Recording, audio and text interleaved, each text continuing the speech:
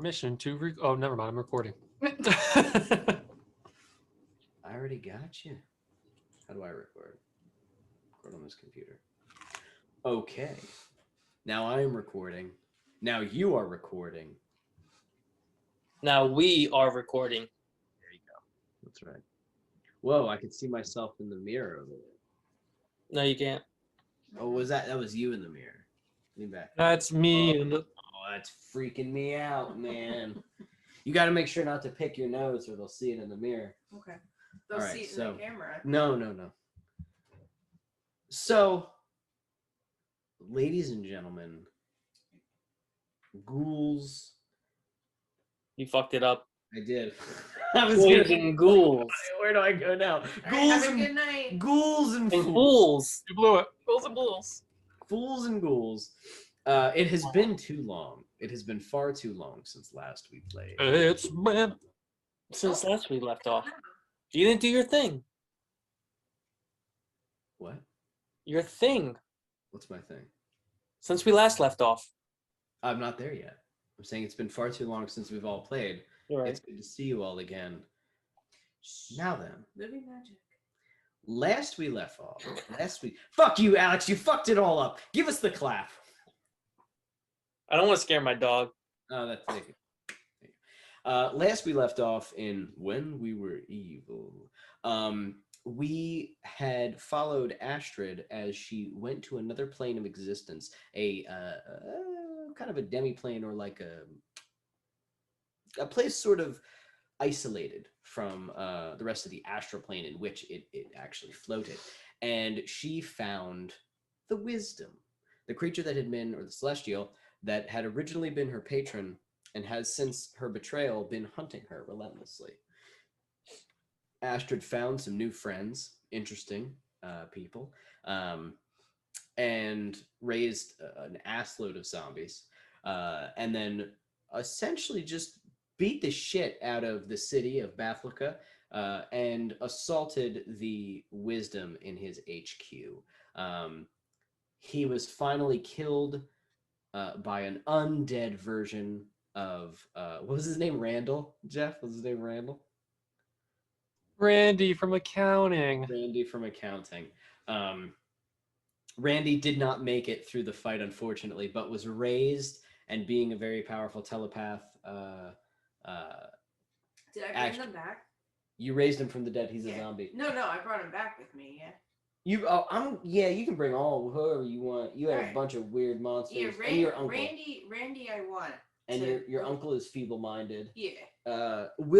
We can say that you opened. I think you opened a dominated. rift to the tree, and you just said go into the tree. Yeah. And I think you just sent everybody in the tree. He is dominated, yes, and he is feeble-minded for the next. I just want you to remember he's dominated. He is. Did I give you his character sheet? I have his character. Well, go ahead and look into it freely because it's yours. All right. Also, I just want you to know he's dominated. Also, did you Stick your pinky in his. Yeah, sure. you want to say that you do it now, or we should role play that when you come back. Then we can have a whole thing. We'll say for the purposes of this one shot, you don't have it yet. Okay. I'd like to see that in game, because you guys will have to prep, before the finale. But this isn't the finale. So we watched as Astrid decimated the entire wisdom. Before that, we watched Oestre tear his way through the Underdark and destroy the matriarch who had killed his entire family. And before that, we followed Mav on a blood-faring adventure full of swashbuckery. Does that sound like gross? Swashbuckling. That sounds right. And Vinny was there. Vinny was there. Yes, he was Dandy Dan, the Adventure Man, and you had traveled the Boiling Blood Bay on a. Didn't he play D&D? One time he did. He was against it for like 18 years. You missed. He played Honey Badgers or whatever, Honey Bears with us. Honey Heist. Honey Heist. That's an all-time great though. I'm sorry. Honey Heist, yeah. And we watched as Mav conquered the Boiling Blood Bay with the help of Captain Scuttleshanks and Bloop de Bloop Bloop, the giant goddess. But we have yet to see what has happened to Headhunter. He was not present while Draxius spoke to the Terrible Three. He was not present Terrible too. for the death of Beatrice Trice, one of the main champions, which is why Alex is going to be a level behind everybody at night. Forever. That's fucked up. Which He is got one of those finger traps from a vending machine. And he was stuck in the bathroom. When I was Yeah, there. you know what? I stuck in it instead Yeah, of my no, finger, he was right? stuck in the bathroom. Yes, the bathroom. Oh no! every time I pull it hurts. Everybody's had the same idea. No. So we weren't sure what had happened to Headhunter. So we're going to go back in time here. Before Beatrice Trice snuck her way in to the sanctuary of Oestre and almost killed him and everyone else by possessing him. Before that fight, there was a long rest. I don't remember exactly when and where. I didn't watch the episode, but we're just going to say there was one and you were sleeping. And being that Alex is a human person, he needs to sleep. Despite all the horrible radiation coursing through his body and his horrifically destroyed body at this point, he still needs to rest and sleep, and so he was. Headhunter, Yeah. you are sleeping in your bed with Vonda sleeping at your feet all curled up. When you are awoken by a strange light, you look to see a portal has opened in your room. Like an oval window overlooking a canopy of lush green trees, and beyond them, large tree-covered mountains. Rising above this sea of green is a tall, shining castle of gold. From the portal, you can feel a warm breeze blow, and you can hear the sounds of songbirds, a sound you rarely hear in the corrupted lacuna tree or the rotting forest that surrounds it. Vondus awakens. As he does, you and him both look at this portal. And as he sets his eyes upon it, he looks to you, and you can see a look of sheer panic in Vondus's eyes. He is suddenly sucked into the portal, screaming, "Alex!" as he gets pulled in. You hate magic, right? And I'm sure you hate portals, but you have an intrinsic sense at just being around magic and arcane shit for so long with these guys. You know you only have about a split second to react. Are you going in there? Yeah, I'm diving in there. Boom! You leap after him into the portal. Because you jumped into the portal. Yes, to roll. Also, Talia is still here. She just doesn't want to eat her awful sandwich on camera. I wanted to ask for like 15 minutes what you guys ordered, but I knew that would not be good for the stream or the recording, whatever. So since we're interrupting, you should stop sharing the sound of your computer. Everything's so that could help us with the music stuff, though. Wait, why? Unless you want, are you going to do the music? Yeah, Oh, I'm sorry. that was the whole point. Oh, I'm sorry. Go ahead. Oh, it's But is, ruined. Alex, is it we got now? problems. But wait, is it now I going to know. be like doubled over voice shit? I just wanted to know specifically what you ordered from Popeye so I could live vicariously. No? No, Evan, you're good. Okay, Yeah, no. okay. Otherwise, All your notes is on my screen. I can see it. Vondis goes in the portal. I can see everything. For some reason, I thought you were going to do it next time. No. I'm I'm sorry. gonna do it. I'm gonna do it this time. Okay. Oh boy. That's my fault. Oh no. I'm you, sorry. You destroyed my entire life. No, continue. All right. That wraps up the game. Actually, you know what? I think we should roll. Well, let me because see. he's going to throw up. It's magic. Yes. Okay. You have to make a Constitution saving throw at disadvantage. Can I and- just say I love so much already, Alex, you being back with us. That I have to throw up. Unironically, no, it's good to have everybody back here. So I rolled a natural 1. on my first roll. Ooh, when I he should rolls, probably it shows just go up, with it. it shows up on my screen now. Where were Oh, you? cool, Yeah. really? Yeah. Now I can't lie? Are you kidding Can't me? lie. Damn it! I'm just gonna go with that one. Okay. So you did you use D&D Beyond to roll? Yeah. That why it showed up? Yeah. Mhm. So you get sucked through the portal, and as you do, you can see the golden castle, but suddenly it changes, warps, and the scenery begins to fly around you. It's almost like you're Doctor Whoing through this like wormhole tunnel, and you're just like as you're flying through, and it's horrible. You're able to hold on to your gun and your armor and such, but and you can feel while you're soaring through this, because of just given the nature of your body, your skin is burning from the touch of this arcane energy, and you can tell that you're probably the thing that's fucking up this entire situation, because you're like anti-magic. So essentially it was like dropping a boiling hot coal into like a bunch of ice cream. So it's just like, and so now you don't know where this thing's Doing the Richard Nixon voice as he and you begin flying rapidly. Suddenly, you are spit out, and I rolled randomly for where you would land in one of my pre-prepared little scenarios, and you slam to the ground, kind of skidding through the dirt, and just like there's like a moment of calm, and then you and just sort of puke all over the ground from the arcane energy. But My Hungry Man steak just came out. The TV dinner I ate before I went to bed with Vondas. Headhunter eats nothing but Salisbury steaks. Pretty much. If it's not frozen, it's not fresh. Salisbury steaks and whiskey, please. That's it, every day. You would probably die within 3 weeks. Flashbacks to sham life.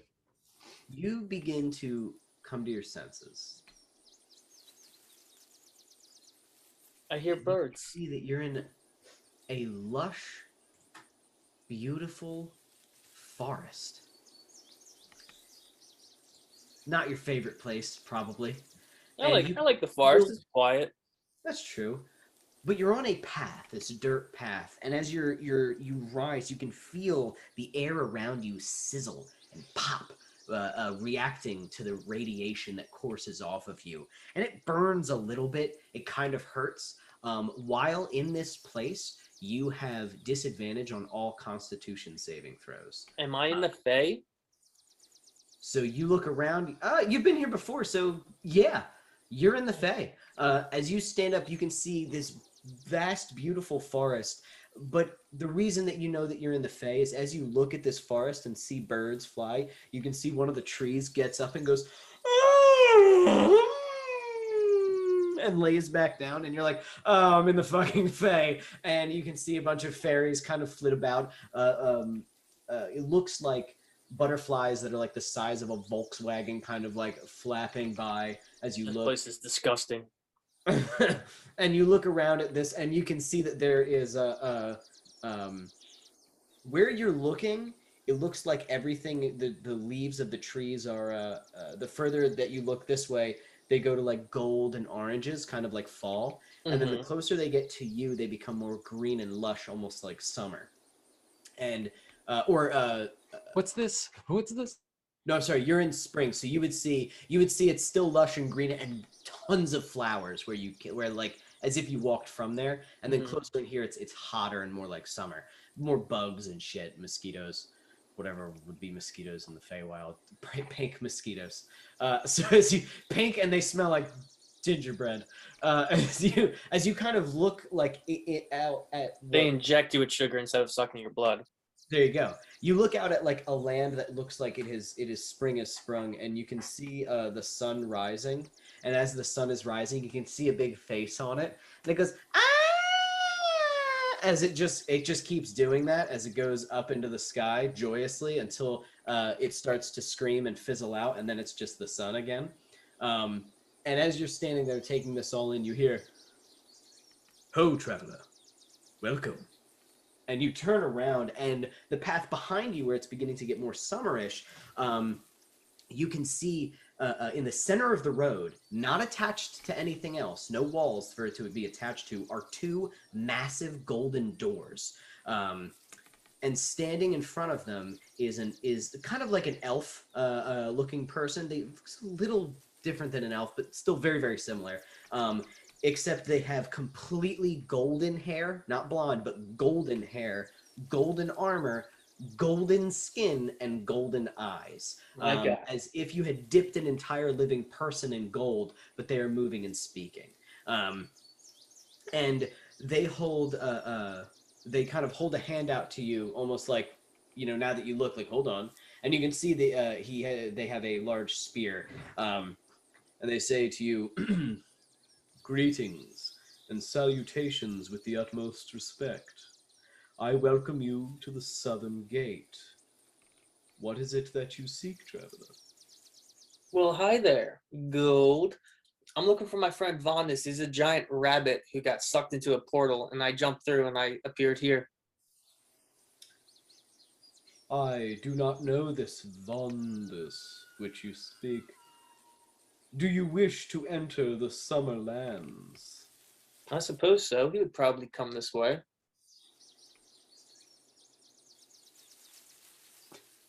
He's not laughing. He's just staring at you. Yes. Have you not the gifts? Have I knocked the gates? Have you not brought the appropriate gifts? What gifts are you looking for? He who has not brought a gift for the Summer Queen. What to be done? Ah, very well. Ooh, I have something. No, you know it probably doesn't bode well here. Never mind. I was going to give you unicorn meat. That is an affront to nature, the gods, and every one of our laws. Oh. Are you in possession of unicorn meat right now? No, it was a joke. I was trying to joke. Make you giggle. Very well. If you do not have a gift, I'm sure I then have the something. only way that you may enter is by completing a few simple tasks. And he takes out a book. I would say it just appears in a bunch of like glitter and sparkles, like, and he has this massive book, and he goes, You must first embark on a quest to the Laughing Mountains and gather the stones of light that live there. Then you must travel to the sands of yesterday and retrieve the memory of the lost whale. How strong does this guy Then look? you must find the one who cannot laugh and bring back her joy in a bottle. What is it? What did you ask me? How strong does this guy look? Like, can I take He him? doesn't look super strong. He doesn't look super strong. You don't know. You're in the Fae, but give me. You know what? Give me an insight check.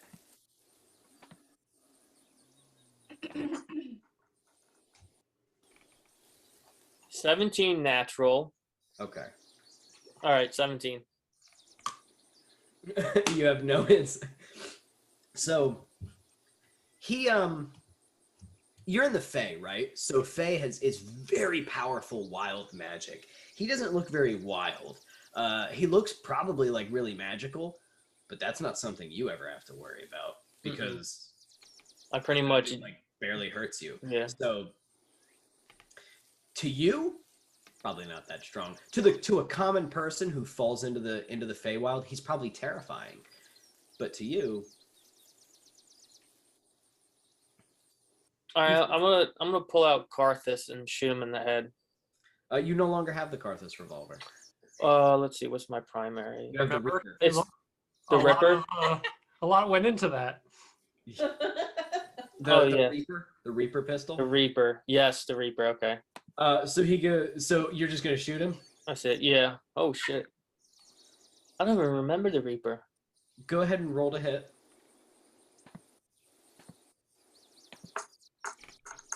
With advantage, because he's not looking at you. He's standing still. 13 plus 8. Did you do advantage? That was the highest. No, I could do it again. Do it again, just in case you crit.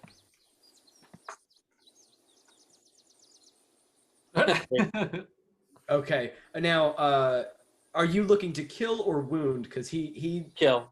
the one. You just want to kill him. Mm-hmm. So you go ahead and roll damage. So tell me how much damage you did. 2d6 plus 5.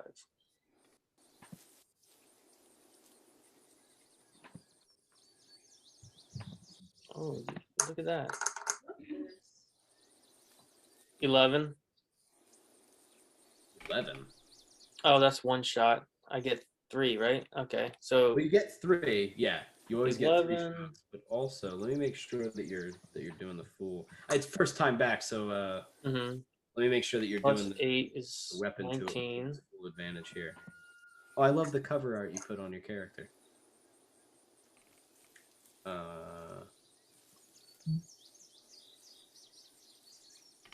Not a lot of confidence. 18 So it's- plus 14. So you also add 2d10 per shot.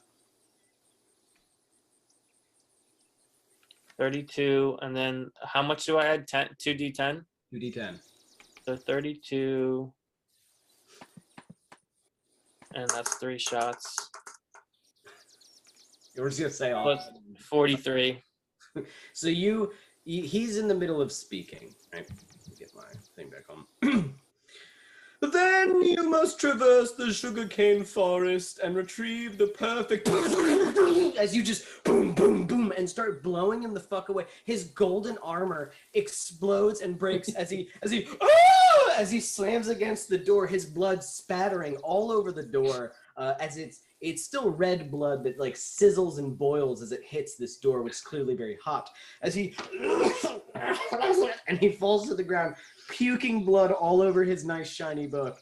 And he goes, "Why? And as he falls back, the door is like, as he pushes it open. And you can feel a very warm draft of air come through and the smells of summer. I'm gonna drag his body behind like a magical berry bush just to hide it. You drag his body. First you're thinking like, let me put it up against the wall, and then you see there's no walls that these doors are attached to, so you're like, oh, fuck it, and you drag him to the side of the woods. You put him in a in some bushes, and you can see as you drop him, you look, and there's like these little creatures that like are in the forest, and they have like wild hair. They look kind of humanoidish, but they have like large kind of clawed fingers, and their feet almost have like little raptor claws on them, but they have the faces of like freckled, like humanoid kind of fairy folk in a way, big ears, but like sharp teeth, and they're all like looking at the body that I'm you gonna just say he's all yours, and like kind of just show him. They look at each other and start clapping, and then they just descend upon him, and drag him into the beautiful woods. And do you? I'm gonna go through the doors. Blowing the smoke off your pistol, putting it away as there's just the boiling blood sort of seeps down the wall as you The golden walk, doors. as you just walk into the summer kingdom. I'm just curious. Did I bypass like a shit ton of quests right there, or So did you kind of expect me to do something like that? So if you had chosen to do it, I was gonna, because I'm gonna cut back to them. If you had chosen to do it, I was gonna cut back to you in the middle of all of them, where it's like you're like holding all this dumb shit and like killing people. And like, what is this stupid bottle? I don't know. Like everything's screaming. Like that was what was gonna be chaos. But yes, he was trying to make it. Oh, you cannot pass until you, and you just killed him. Rituals 3. The one thing that the Feywild doesn't account for: psychopaths. Murderers. They're just cold-blooded. There's no tricks here, just the old murder. So we're gonna cut from Alex.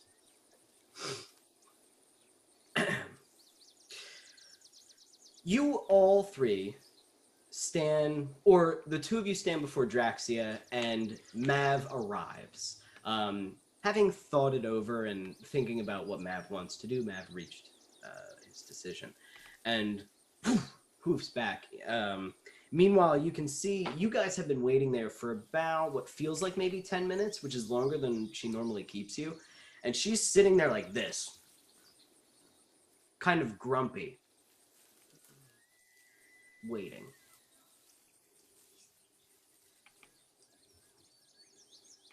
Oh, let me turn off the Feywild sound. Where are these birds? Ooh, I should come up with sounds for like, well, it's maybe too late for Draxia's lair, but like evil lairs. She's sitting there.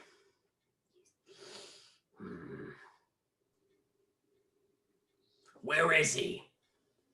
Who? What do you mean, who? Oh. You look over to an empty spot, and you see Astrid just sort of staring at the ceiling. It's got like one of those little ...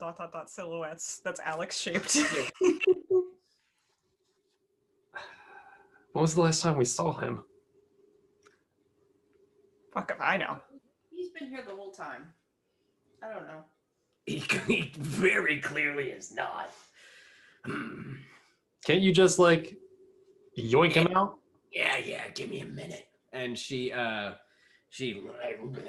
reaches behind her throne and pulls out a like half of a person, like half of I would say an elf. Let's say it's an elf. He looks like he had like beautiful regal jewelry and like fine robes and looked quite powerful probably back in his day. But now he's half of a person and like clearly just a dead body. And she goes, wake up, and he, she goes, no, and like flicks his head. So he like, and she goes, I need you to find someone. The headhunter. Am I dead? And she goes, find him. All right. And so he, he's in the Feywild, that of which you seek. Your call has spoken. And she goes, that's good. All right, get back in your hole. Ah, I see him now. All right. He's on a quest, which annoys me because it's not one I put him on. In fact, I would say he was stolen from me. So, here's what I need from you. Go to the Feywild and get him back. Oh, where he's going is dangerous, so I'm gonna send you to someone who knows the way. The Feywild can be tricky. You could walk in there for years and not find what you're looking for. So, when you meet her, tell her I sent you, and tell her who you need to find. Oh, and tell her that you're going to the Summerlands. You got it? Who took Headhunter? The Summer Queen. Oh boy. Bitch. I hate her. Trust me, you're gonna hate her too. Okay. You specifically. And she points to Esther. Alrighty, are you packed? Are there any questions? How do we kill things there? Can we kill things there? Should be It normal. depends. Some things will just die. Some things you might need to be clever. Usually, it pays off to just sort of outsmart them. But when push comes to shove, you've kind of reached like, you know, the point at which you can just sort of butt fuck anything to death. So you just go ahead and do that. No, we're almost there. One more level. One more level. Okay, bye. And she slams her hands together as you all, you know what? Let's roll for you guys too. Oh, no, because you guys are going to a specific place. I'm sorry. Okay, so this is a bad place. So, Bad place music vibes. I guess I need to get bad place. Alexa, show me the bad vibes. I haven't listened to. Oh, the Witchwood is perfect. Ooh, let's make it raining and gross. We're going Ooh, to a night bad fuck. place, but it's called the Summerlands. You're not going to the Summerlands. I can't believe that my Alexa actually picked up on that. And she's like, bad vibes by blah, blah, blah. I'm like, no, please don't.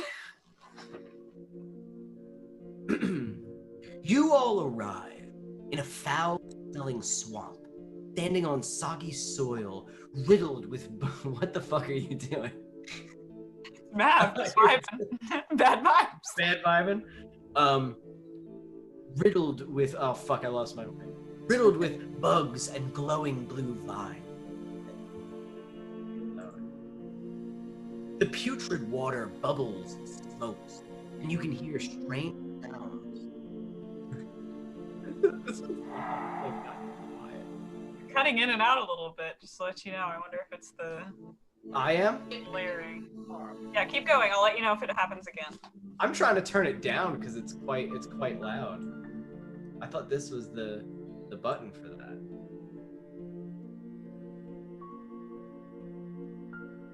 I don't I think like that's the this button. music. Isn't it cool? Hmm. I feel like I'm in a haunted house.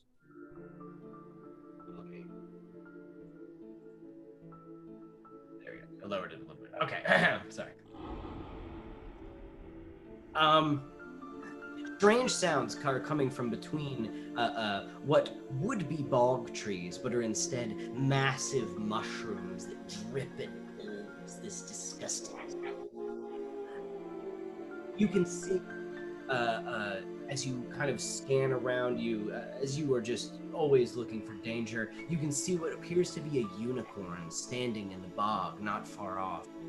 Your instinct at first is to ready yourself as unicorns are good, but you can watch as the unicorn turns to you and its eyes are black as the unicorn begins to melt and sink into the fog. Lower it. Yeah, it's great, but it's drowning you out. I literally. It's good on my end. Well, if it's drowning him out on your guys' end, then obviously. His audio just keeps cutting out, is what it is. Like I'll see him saying things, but they're Is not. that connection or because he's using audio? I'm assuming it's that. I don't think it's connection. The main music, right? Yeah. That's what I'm looking for. Oh, it's. Oh, there you go. Is that better? There we go. Yeah. All right. Start talking again. I'll let you know if you cut out. Okay. Okay. All right. Also, who do you think we are? We don't just randomly attack all good things for no reason. Yeah, who would do that? Will you let me set the scene, woman? All right. Where's my super suit? So you see these massive mushrooms that kind of drip ooze. And did you hear me talk about the unicorn? There's a unicorn. There was a unicorn standing off in the distance, but as it turned to you, its eyes were pitch black and they begin to melt, and its entire body melts into the bog. You can see as it melts into the water, all of this swamp is sort of bubbling and smoking, kind of like, you know, that weird movie with the fancy man. Anyway, and it all smells bad like that movie. You know, the movie with the fancy man. Never ending story with the bog that swallows the The horse? movie with the tall fancy man? The bye-bye man? No, it's the movie sucks. It's with it's a fantasy, but it's like a bunch of stupid puppets and Labyrinth. oh, that guy. The labyrinth? Yes, thank Pan's you. Labyrinth. Not Pan's Labyrinth. That's a great movie. I love that movie. Anyway. That's not a stupid We're movie. not gonna get into the. I'm gonna. Okay, keep going, or we're gonna get derailed with the labyrinth. Anyway, bad movies aside, as you survey your surroundings, you can see small creatures that appear to be fairies begin to swarm out of the area to come and inspect you curiously. But as they get closer, you can see that they are in fact not fairies at all, but instead some kind of wicked bug-like creatures. Humanoids sort of in shape, still kind of like fairies, but not. They have a black and purple carapace and shining eyes of solid dark blue. They have nasty little mouths full of nasty little teeth, and two-bladed sort of mantises, as well as two thin arms that end in clawed little hands. They're about maybe like 15, 20 of these all around you. And as they buzz around and sort of chitter and hiss and click to one another, it seems like they're communicating. And every once in a while, you can make out one of them, as I would say only you can really hear them because a lot of them are around you. They begin to look to you and you can hear every once in a while the word pretty come out in common as they seem fascinated with Astrid because she's a horrible bug monster. So they're just sort of like, what the fuck is this? And they're like, and you have sort of carapace like, shit on you as well. It's a horrible devil bug lich. They begin to just sort of swarm around you. And that's where you are. So we need to find a guide. Is that what we do here? Guide to find Alex, right? What were you? Who are you acting as, Evan? The little creatures. Oh, He's just a little creature, babe. And there's like 10 of them. It's about 20 of them buzzing around, mostly Astrid. Is your gazer out? Yeah, sure. As they get like close, the gazer spits on them.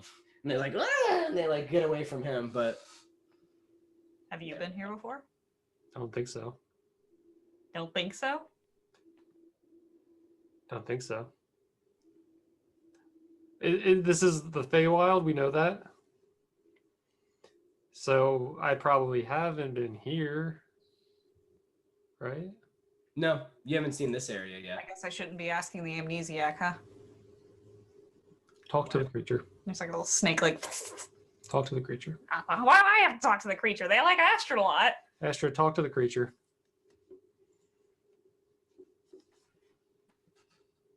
The bugs? Yeah. I just imagine like a 50-yard stare, and Astrid comes back. Bugs? Okay.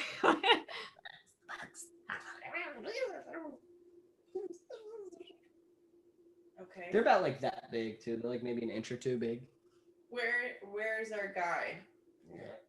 One of them looks to you. Do you speak Fey? Okay. I really don't think so.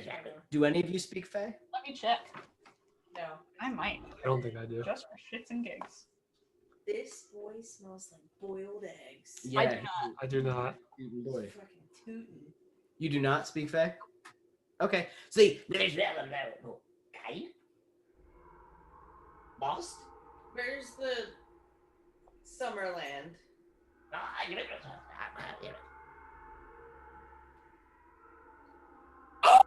And it just screams into the swamp, and you're like, what the fuck? And it's loud as fuck, and then it stops and goes, and it starts, and they all start and like clapping and like, and one of them gets close to you, Astrid, and starts touching you, like touching the carapace, like,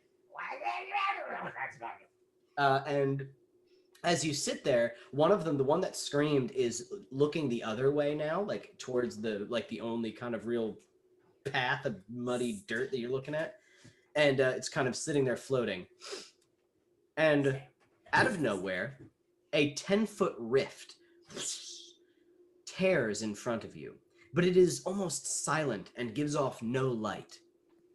Like a window, you can see to the other side, where you see a great cave in a strange mountain, in the same kind of landscape you see before you. So it's still within this big swamp, but somewhere else. Sorry, my dog is shaking. You also see what appears to be a small creature waddle out of the rift towards you. It's about 2 feet tall, with a large bulbous head and a small pot-bellied body. It has a grumpy face with small, sharp teeth that stick out of its underbite, and its dark purple skin is covered in a black, oil-like substance. This creature is, it is a boggle. Boggle. You want to Google a boggle for me, babe? Boggle. Let's take a look at this. Boggle. I'll read that after, Talia. Yeah, no worries. That's whenever I text you like during a game, it's not like, oh, I don't need it. Yeah, I never know, so I'm always looking. I'm just gonna pull up what the picture Boggle. looks like. Boggle. Yeah, they're pretty great. Oh, I love that. That's so Yes. cute. So, for the folks, Oh, the folk- dude. I could only wish. are you gonna puke, my little baby? Yeah. What did he eat? My dog is puking. Do we want to take a puke break? Wrap it up. You have to run. Run, like the end run, or like grab something and come back run? Grab something, come back, and run around the block. Okay, so as this boggle comes out, That's goes, a boggle. no. As the bottle comes out, he goes, Oh. and he flicks his hand and a bunch of oily, sticky black slime hits Esther's boot, and he goes, and we're gonna cut there, and we'll be right back. A 5 to 10 minute break while we clean All up. right, look at the microphone. All right, we'll be right here. Okay. You have before you this portal opens, and What this is a little boggle comes out. He walks over. Greetings. And he throws this black, sticky, oily substance all over Jeff's boot. And Jeff looks down and he goes, "Ugh. What brings you to the Unseelie Lands?" We're looking for a human that is. How do you describe Headhunter? He carries weapons and has radiation about him.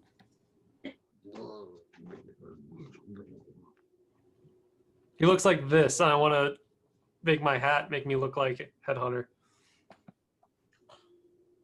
Oh, he has been here for some time. There has been talk of him. How far away is he? He is in the Summerlands. How do we get to the Summerlands? My queen can tell you. May we have counsel with your queen? Uh-huh. And he holds up his hand.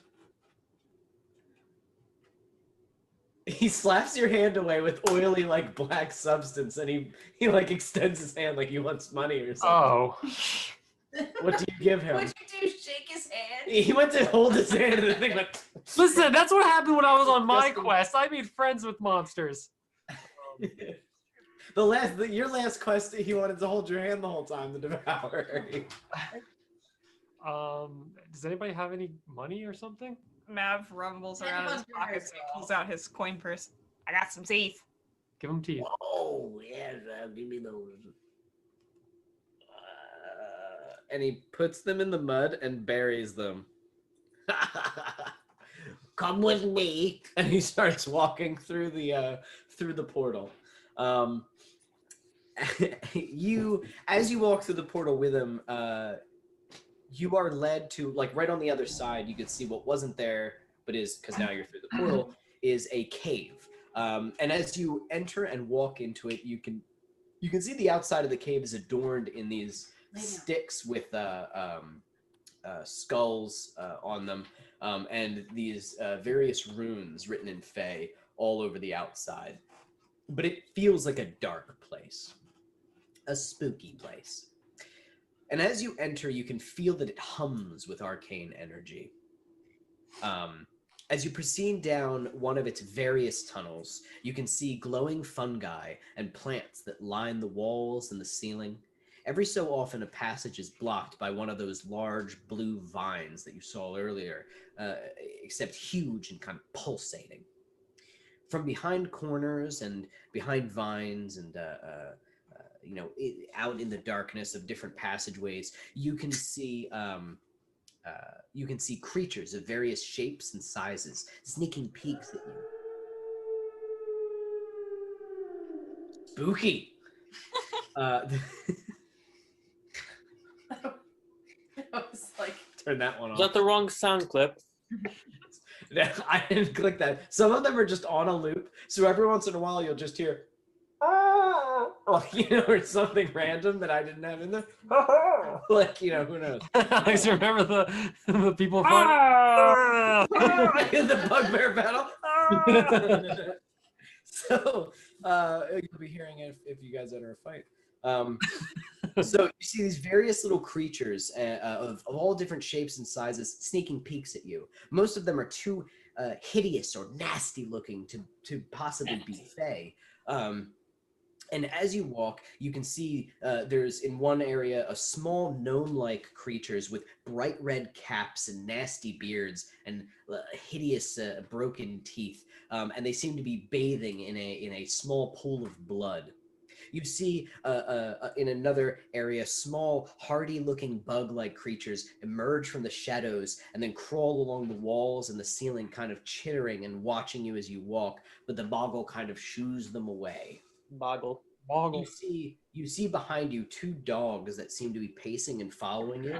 But as you like really kind of turn to look at them, they both see you and they dart in 2 different directions, vanishing right in midair, just out. There are 2 wolves inside you. Now there aren't.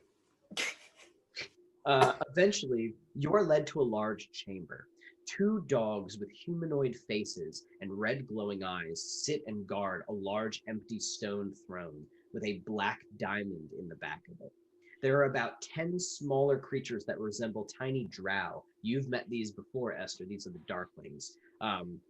And they seem to all be bowing. As you enter the room, they're looking at you, and when they see Esther, they bow as you enter this large chamber. And from there, the boggle approaches the throne and goes, "My lady, you have visitors." Leader. And he turns around and is,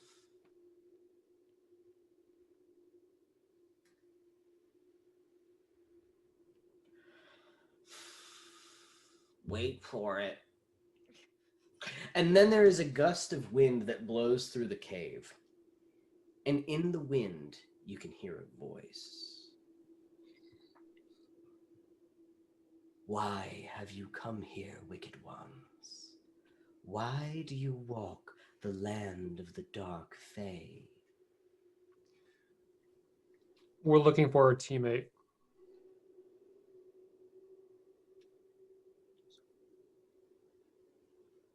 "Do you know where he resides?" The Summer Queen apparently has him in her orbit. "In her orbit, but not in her clutch. There is time to aid him still."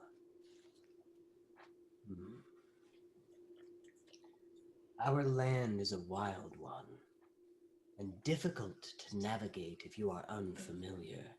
You will get lost, possibly for years, possibly for a lifetime.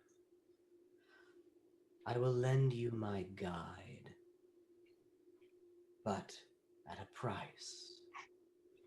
I wish to make a deal." Why are you looking at me like that? Don't look at me like Talk that. to our contract lawyer. I'm not, oh, your contract. What kind of deal? What kind of deal, lady? "A devil is among you. Very good. Why is Mav New Jersey? This is not so much a deal of long, complicated legal words or pitfalls or traps. We are simpler here. I wish for a promise, and a very simple promise at that. I will give you a guide through the summer lands and to the Summer Queen's castle. In exchange, I wish for you to be vile in your travels, to be wild and hateful. These good fae pride themselves on their trickery and their cleverness. They prey on those that are unwise or weak of mind." And you can see the darklings like, as they like kind of bow down and shiver. "They kill or hunt those that are ugly or as they deem wicked." And you can see the 2 horrible Yeth hounds on the either side of her with like the humanoid faces kind of like, "But you are strong of mind, body, and magic. Teach them that their cleverness will not save them always. As you hunt for your quarry, let your path be one that the fae will remember." Oh yeah, we do that for free already. To what extent do we need to do this? Does every single action that we take need to be vile, or you're gonna trap us here forever? Like what? She can't do that. We'll do it. We'll be bad. We'll be evil. You ask I your am contract lenient. lawyer's advice, and then you don't listen to my advice. And She Mal just just said kind of she's like not a turns devil around. lawyer. There are those in the Fae that are like what you see here. We are outnumbered heavily by the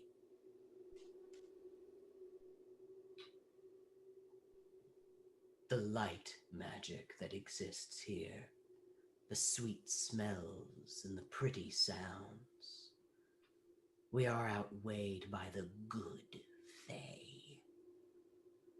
You will know my kind when you meet them. You will know the unseelie when you see them. Aid them when you can, if you can. And all those that you meet that resemble the giddy, joyful.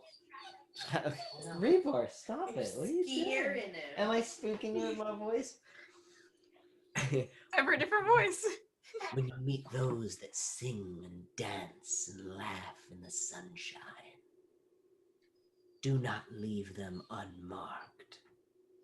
Ensure that they remember your passage, or that they never experience anything again. I'll do The you one flavor better. of you. What is that? I said, I'll do you one better. If we get through this successfully, which I'm inclined to believe we will, I would like to set up a Feywild to Underdark pipeline so that your kind always has refuge in case anyone ever encroaches on your lands here. We can discuss details later. But basically, I want a backyard for my keep. The Rebar. Rebar can come too. The Fae fears the land. Jesus, buddy. The Fae fears the land that you came from. The Chronos is locked away from us. I would like to see a door created. That is an interesting proposition, Darkrow.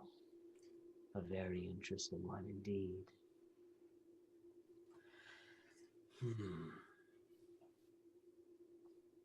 I will accept that and my original agreement. When you meet the Summer Queen, do with her as you will, but she is on the list. She counts. Ensure that she remembers you, and ensure that that memory is not a pleasant one. Does she need to be alive? I'll spit on.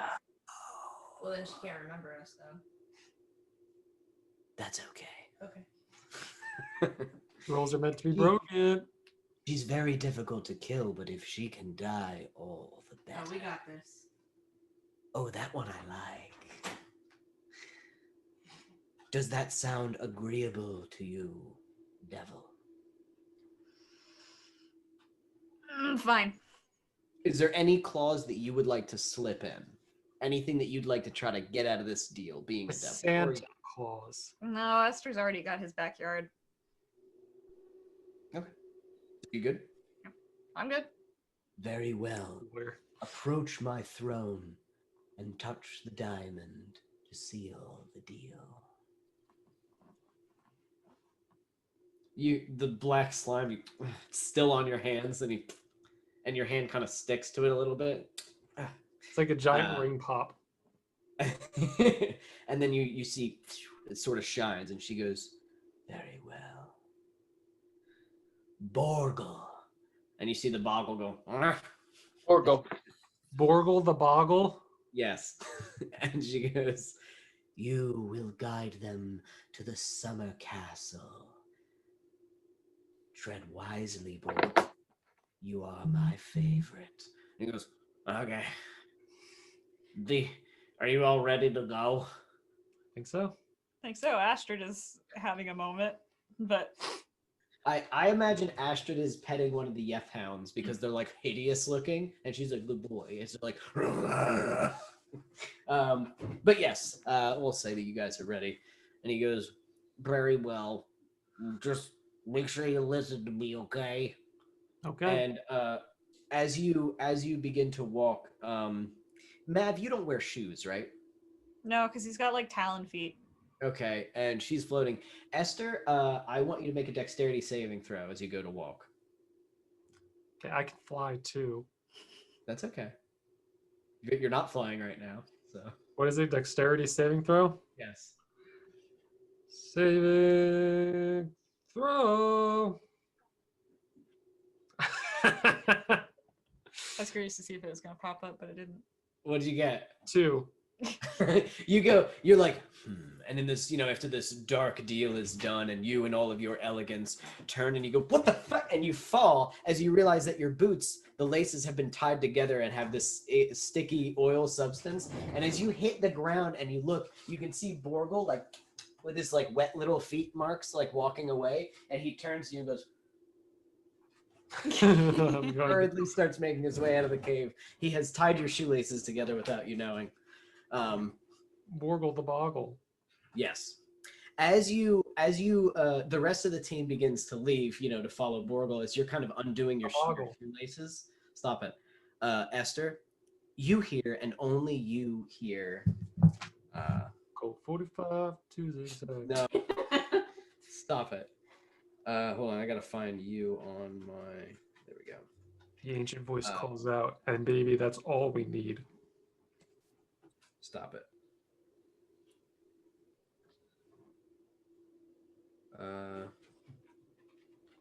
I'm writing it to you now. It almost sounded like Minecraft sand. Yeah. I really need to look into more of these sounds to see really what is available to me. Oh no, I was scratching my toes on Jeff's sweatpants and it almost sounded like when you dig sand in Minecraft. Oh, okay. Can you guys hear what I'm playing right now? It's like soft A little wind. bit, yeah. Okay.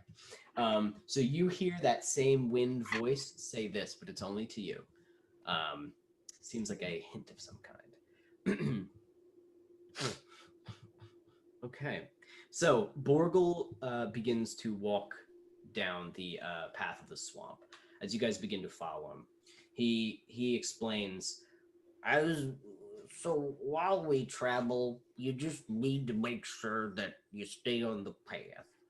Now that you have a destination, we have a path right here. And he points to what looks like a dirt path that is now in this swamp and just cuts through what used to be like big streams of water. It looks like the area has shifted and changed to allow land to be here. It's almost like now that you know where you're going, you can find it very easily here in the Feywild. But you have to stick to the path. If anything's in the way of the path, we gotta deal with it. You can't go around it. I don't know much about computers. What? Can we go over it? What do you mean? It's the Dora the Explorer. Can you go over it, under it, around it? Over it. Yup. Over it, under it, through it, up it, down it, upside down it. Either way, you do what you can. And your gazer goes, you do what you can. And he goes and flicks a bunch of the black oily substance on the gazer. And the gazer goes and looks at you like, what? And then the gazer spits on him and he goes, and they start flicking like spit and oil at each other. And that goes on for about 2 minutes unless anybody stops it. Hold on. Are you gonna shoot him? Are you gonna kill your guide? No. Okay. She's gonna control him. What are you doing? What are you doing? So they're just sort of flicking this oil at one another. Is there any questions any of you? Spraying a little bit outwards to us. Is it? Yeah, some of them. Is there any questions that you want to ask Borgle about the Feywild while Amanda looks up what sort of torturous things she wants to do? Looking up what Raisin had, but they all like do damage. So never mind. Okay, all right. Well, the gazer doesn't hate him. It's more like you have a feeling that this is their way of like communicating or something. I just thought the gazer. I could have sworn it had something that was like non-damage. Just annoying. Yeah, An annoyance beam. I mean, we can say. But it I don't does. want to do that because the telekinetic pushes it away. And then it'll die. It'll Yeah. fall into the bog, and then So, a bog no. unicorn will eat it. All right, so he goes, all right then, let's get this show on the road. And he begins to walk, and you follow. We will cut back to Alex. Elegant dinner party. Could you imagine? Yes, With a yes, I cravat. Do. Let's go ahead and roll. Oh, You should roll in D&D. it's just I got a 1. It's a D6. Don't worry about it. Alex, Yeah. you've been just sort of walking. You don't really have a path. You really know where you're going. You're just kind of walking, and you find yourself in a field of grass and flowers that seems to be just growing wild. Around you, you can see trees with lush green leaves swaying in the soft breeze. The air is warm and pleasant and smells of sweets. You can see what looks like a large effigy of a humanoid figure with bug-like wings and a sword in its hand, made all of it. It's quite tall, and it's all made entirely of various different pieces of candy stuck together. One thing catches your eye, as it looks very out of place in this bizarre, beautiful land or area, and that is a small metal box with a large padlock on it that sort of sits in the middle of the grove, and you can hear scratching coming from inside of it. On top of this box looks like a bone vertebrae that seems to have been carved and whittled to be some kind of like wind instrument or like whistle or something sitting on top of this box. As you sort of take this all in and get your bearings, suddenly and with a flutter, dozens of tiny 2 to 3 inch glowing humanoid creatures emerge from every direction, almost out of thin air. They flutter about, flying on bug-like wings, and seem to be dressed in little tiny clothes, some of them cloth and other of leaves and such. They surround you, giggling and laughing as they place a lay of flowers around you, which takes several of them to lift. Some of them begin to drink out of little tiny cups and dance and sing kind of merrily. And one of them sort of shoos the rest of them away from you as they're like checking you out and squeaking and gibbering in their own weird little language. You don't speak Fae, right? I don't think so. I don't think you do. I would put money on the fact that he doesn't. Yeah, I don't think he does. You usually speak Goblin and Orc and like Dwarven, I think. Gurugamesh. Gurugmesh. Well, either way, this one that shoos the other ones away wears a small golden coin on her back, like some kind of decoration. No. Common, Goblin, and Orc. Okay. She goes,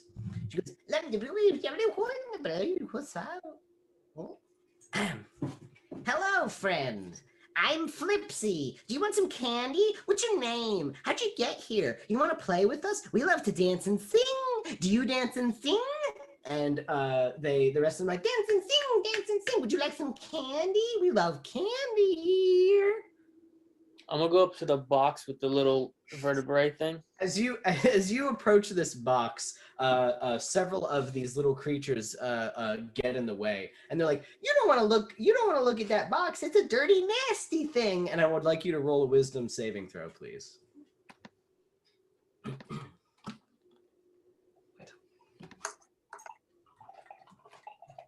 Ooh, 20. 20? Mm-hmm. For a second, I just saw the 2. I thought you were lying. I'm like, Alex, we caught you in 4K. I'm gonna have to try harder to cheat now. Yes, So, I'm using my personal die.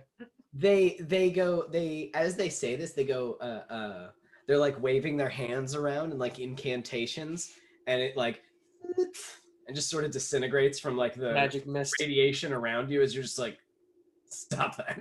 And they're like, Uh-oh. I'm gonna blow in the little vertebrae thing. You just pick up the little vertebrae Mm-hmm. and you just, and you whistle at it, and they go, no, what are you doing? And as you do, you hear from inside the box, you hear, and you're like, what? And the little fairies start, and they start kind of running around wildly, panicked. and you can hear what sounds like from the trees around you and from the shrubbery, what sounds like nasty laughing and the gnashing of like sticks and twigs. And you, Alex, stand in the middle of this field full of fairies, looking around, not really quite knowing what to do, when from every direction, busting through the trees and the brush, are those same nasty little creatures that you saw cool. before that you fed the summer man to. From rocks. They are small. They're maybe about like, how big are they? They're like they're about the size of goblins, right? They have like crazy dark green hair that is filled with sticks and mud and flowers of various colors. They have pale greenish skin and a tail that ends in like a little tuft of fur. And that which is the same color as their hair. Their hands and arms are disproportionately long and powerful from the rest of their bodies. And their hands have about like 4 meaty fingers that end in like claws. Their feet are also large and look as though they have like opposable thumbs on them, almost like monkey feet kind of, except their large toe has like a large raptor claw. They come out and they have nasty, sharp teeth and sort of yellowish eyes. And their mouths are big and like in a big, like laughing kind of smile as they come hauling ass in here. And they have like cute little freckled faces to sort of offset this. It's the Fae.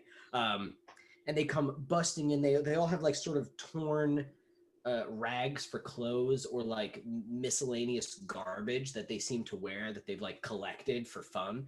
And they all come busting in, screeching and laughing and like yipping and yowling. But you can understand what they're saying. These creatures speak Goblin. And as they're like fairies, food, eat them up, and they launch at the fairies and start devouring them, like biting them in half. And they're fast as fuck. And as the fairies like shoot at them and like like use like arcane shit, it just sort of bounces off of their bodies, which is like, oh, cool. That's like what happens to me as these like little beams just sort of beep and like bounce off of them. The fairies are trying like throwing fairy dust on them and they just don't give a shit. And they just start eating the fairies alive as you just sit there and they all start getting ripped apart, blood spattering everywhere, glitter blood all over the fucking place. And this box you can hear, let me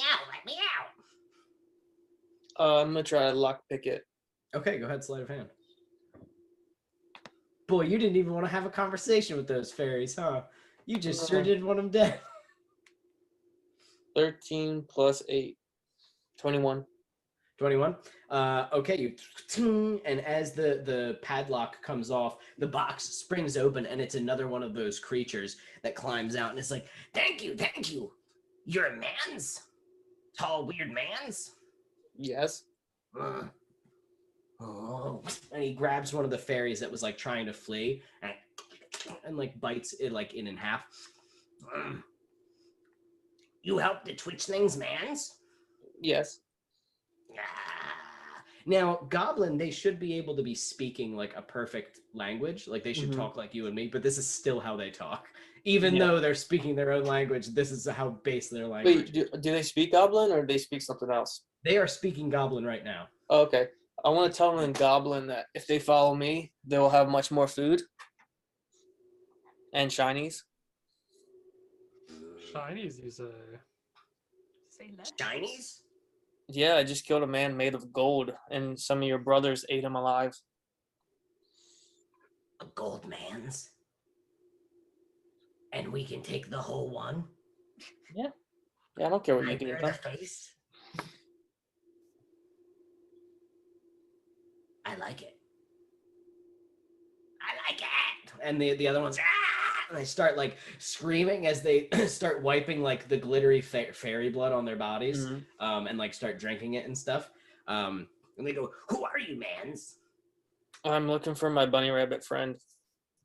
Oh, bunny rabbit. Yum. No, this one you can't eat. Oh, yum. But everything that we come across in the time until I find them, we can eat. Oh, what is name? Vondis. No, what is man's name? I'm a headhunter. Headhunter. I am Scratch. And he extends his hand to you. I want to shake it. He doesn't understand that, You're not sure what he was doing when he extended his hand to you, but when you grabbed his hand and shake it, he just goes, like he just gets very excited and then starts swinging his hand back and forth while you're like holding it. Good. And he goes, "Where? You try to go where? To the queen. Oh, Summer Queen? Yes. Can you Oh, show me where she is? yes, you need path. I show. Yeah, show me the path. Yes. And as you look where he's walking, you can see the ground. Now there is a pathway where there wasn't. It was just like a grove of flowers and fairies. Now there's a direct path leading you somewhere. Excellent. I'm gonna follow down the path. Okay. You walk until the scenery begins to change. Uh-oh, where was that other one? Will-o-wisp. Let's do Pleasant Forest again. That just wind whistling noise has just been idling for a while, and I just keep expecting to hear the downbeats to when the war came, because that's how the song starts. It was just like this wind rustling, and it's like da da da da, and I just keep waiting for it, and it's not coming. But that's not what happened, is it, I Jeff? know, because the war didn't come Got Tweety birds. when the Tweeties came. By the way, Tweeties- I pocketed that little vertebrae flute thing. Okay, that's fine, because they started to skitter into the woods, but they're never far away, right? Yeah, I don't This is- really care if they yeah, follow me very or not. I short just figured distance. it was worth a try. They're not quite as well trained as goblins, as your goblins. They're a little. Not yet. But yes, you have a twitchling bone whistle now. I'd say. Oh. You did not take the thing off of the summer soldier though. I expected you to lose his body. I was going to, but they ate it. Oh, that's true. They did eat it. All right. So doo-doo-doo. Looking Until you are in a vast and wondrous forest with trees that rival any forest you have ever seen before. Twisting tree trunks the size of large buildings, flowers the size of small buildings, the mushrooms that grow with vibrant arcane life. The canopy of the trees creates a false ceiling that sparkles with thousands of small multicolored lights, either creatures or plants, you're unsure. You walk along a massive route that twists around trees and under other large roots that extend from these. It kind of reminds you of the life tree of Elmira. former life tree. Of Avatar? The Lacuna tree that you have corrupted now. We made it better. Kind of reminds you of there, like before you destroyed it, like what it once was. Oh. And as you walk, you come across this massive, dead sort of tree stump that's kind of rotted a little bit. And you hear, "Who walks my path with the sweet smell of darkness and blood on their person?" I'm the headhunter. Interesting. And who are they? And we cut to see the rest of the group. You guys have been walking in this hideous forest full of beautiful giant butterflies and bugs and lights until you came across this path. And Borgle goes, "Is that him?" I have a That's question. Yes. How long has it felt for me that I've been apart from my group? Like a day. Oh, okay. But it's been much longer than that. And it felt for them that like much longer? Mhm. Shit. Because Okay. you were gone for like a few sessions before the one shots, I'm pretty sure. Yeah, so probably like a week or two. Yeah. at least. Time works differently in the Fae. But it all feels very short to you, but it's been a long time out in the world. Okay. So you guys meet at this big dead tree stump, where a voice had asked who goes there, essentially. Now that you guys had reached Alex, you can see that yours and Alex's path is the same path. Hey, it's like a symbol right there. You see that? It's not really a metaphor, but you see that? It's a symbol. Sure see it. With my eyes. How far away are they? 15 yards. Oh. I'm gonna walk in silence. Hey, Headhunter! What are you guys doing here? Feels like it's been years. Time really is wild in the Fae. What are you talking about? I just woke up. Is the through queen here? portal. It took Vondis, and I jumped through it.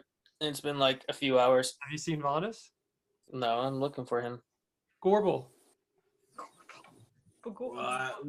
Yes. You know, have you seen a, what is he, a jackalope? Yeah. Rabbit with antlers. Isn't the whole purpose of them that no one can see them? Isn't I saw him. Is he nearby? And he points, there is a large bulb-like flower that's not too far off from like a safe distance from the path. You'd be able to get off and get back on. Oh, I'm gonna go to the flower. You go to the flower. It's sort of this large closed bulb. What would you like to do to it? I want to take out my knife and just carve into it. Down. Okay. You take your knife and carve into it. I would like you to make a Constitution saving roll as a cloud of pollen and spores kind of spew out into your face. 19 plus 12. At disadvantage, remember, you have disadvantage. Oh, I forgot it. I don't think I'm rolling at disadvantage. 17. 17? Okay. 17. You just poof. Vondis is not in that flower. That little creature's an asshole. You can see as Alex turns around, his face is completely like bright and sparkly purple. Can I punch that? And you have a Whatever mohawk, thing. right? Your character has a mohawk too. Your mohawk is bright pink. Can I punch that whatever that creature was in the face? I'm not trying to kill him. You want to go over and punch the boggle in the face? Yeah. Okay. Up. Wait, Headhunter. He just lied to me. We need him. Well, what, I guess we don't. Do No, we need him? we need him? Right? No, we you need him. still need We to just get made a whole deal for him. to the What's up? summer. We made it for him. We made it for his queen. We made it for the guide. He's the guide. He's her half The of the path deal. is only here because I know the way. Well, we don't care. Do you, about do you hear how he's talking? He needs to be punched. You punch him. He goes, "Well, thank you." I could leave if you'd like. No, show us the summer queen. Came here for. Bring us to the summer queen. Okay, but we need her permission first. And he points to the large, like, rotting stump. It's just a stump. It was just talking to me like 5 minutes ago. Why didn't you say something? Did you eat something? You I okay? don't know. There's a lot of weird things going on. Headhunter, what was it saying? If you don't feel good, you can go and eat that. And you can see there's, like, a weird fruit that keeps changing colors, hanging from, like, a tree, and he goes, Yeah, no, that doesn't sound good. I want to pocket it. Why not? You want to go? Okay, pocket weird rainbow fruit. Just go ahead and pocket that. Write that down somewhere, and I'll decide what it does when you decide to Poison. use it. Yeah, he points to the stump. The twitchling is going over to the stump and sniffing it. And he starts to climb it, and he looks inside. He goes, Oh, pretty lady. and you hear, "Get out!" And he goes, "Okay." And he starts climbing down, and rising from the stump, you see a very tall humanoid creature that looks like some kind of humanoid moth thing. Mothman, woman. She has kind of like a moth woman, so Mothman woman. She has two antennae that come off of her head. Her eyes are large and black, and her hair resembles more fur than hair. I was looking up Feywild creatures, and this is one of them. Not in D&D. Mothman woman. Mothman woman. It looks as though she wears a long black dress with dark glowing white designs and has a large tuft of fur around her neck and shoulders, almost like a white and black royal gown. Four large Yes. like carapace limbs rise from her back off of almost like a decoration, and four large wings hang down like a cape. She looks at you with these they're like alien eyes. So like, gross like bug eyes. Darko. Kind of like the Dark Elves from God of War. Yeah, where they were like, Oh, remember they were okay. like locusts / moths in God of War. Oh. That's kind of like what she is. And she looks at you with her eyes and speaks. Balrog. Who are you that travels in my territory? What was the first part? Who are you that travels in my territory? Oh, I am a human looking for my friend who's a jackalope. And these are my other friends. Where are you trying to go? Wherever Vondas went, I'm guessing to the queen. Vondus. Yeah, he's a jackalope. Vondus is not a jackalope. Vondus is the lord of the jackalopes. Mm-hmm. Now that's interesting. Very interesting. Mav just gags. Were we ever told his backstory? Vondus is super wanted. Yeah, I in the just Feywild. remembered. The High Court, the Sealy Court, wants him bad. It's kind of like what happened with you and Yeah. the To Otto. to remind you, Court Vondus Otto. was Vondus's tribe was cursed Mhm. by The big bad wolf. by Baba Yaga. I was gonna say Baba Hotep. In order to undo the curse, he went to the Feywild version of the Lacuna tree, and they tricked a satyr woman into being sacrificed into the tree so that they may bathe in its waters and be Oh. purified. Either the witch's cabin key. Fucking glass houses. Why does he judge us so much when he's a little kid? Oh yeah, that's why we said he totally deserved that. Yeah. Vondus, yeah, he's after he killed the satyr, him and his tribe killed the satyr. They were free of the curse, and that's when they heard that's when the wolf arrived. The big bad wolf came looking for Big the bad satyr wolf. and was like, "Where is she?" They lied, said that it was some other town. That town soon no longer existed because the big bad wolf went there. They escaped. The big bad wolf found them, killed all of them, and then Vondus was the only one left alive. And he escaped because now he's wanted for the death of an entire town because they tricked the mean, big bad wolf. into killing him. Indirectly. Though, right? And it was Vondus's fault that the entire thing happened to his tribe in the first place because he stole rum from Baba Yaga. Because he's a heavy drinker. He stole alcohol from Baba Yaga, so she cursed his entire tribe. So he's kind of a shit like you, but yeah. Anyway, so now we're caught up. But yes, so yes, you do remember that. And now to see your love set free. So I am to assume that the Sealy Court has Okay. No. Very tired. Did he just walk away? He did, but she could talk to any of you. What'd she say? So she said, "I'm to assume that the Sealy Court caught Vondus." What it sounds like. It sounded like he got I don't know what happened. Superman movie sucked out of reality. No, not you. What is a man of super? Oh, sorry. Well, What happened? So full disclosure, I completely forgot that Vonnis was like #1 wanted in the Fae. So I'm just gonna eat that. You've been and, walking around going, "I'm looking for my jackalope friend." Yeah, I'm looking for FBI's most wanted. No, Ted Kaczynski, a Unabomber. So I can't undo that. Yes. So I called him my friend, didn't I? I could play it off like I'm some kind of mercenary trying to hunt him. No, you misunderstand. I am not with the Sealy Court. I find them most distasteful. Oh, so do I. Well then, excellent. We have a Then common perhaps- enemy. Perhaps we can help each other out. You're looking to get out of my territory safely, and I can ensure that if you do a favor for me. Anything. Oh, it's not going to be that She's bad. just like a little moth laying in like a stump, just like She's super tall. Who is she? I am the Death Head Moth Queen. That Mother doesn't to sound like all- something. That Mother to all the death moths that infest the Feywild. I am royalty. Who are you? their first album was Can I better. do a curtsy? Scratch Yeah. or Borgle? No, Borgle. Scratch is sitting there and he's itching his head with his foot. And then he notices a bug and he starts chasing the bug. And then he starts digging in the ground and then he starts screaming in the hole. And then he rolls It's around. not Scratch. Borgle. Oh, Borgle? Borgle, so Scratch is with you're, me. you look for Borgle, and because you've all been distracted, you look and you see that Borgle is burying something, and he goes, and he turns around, yes. Or he turns around, notices that you saw him, and then goes, Everyone should check their pockets.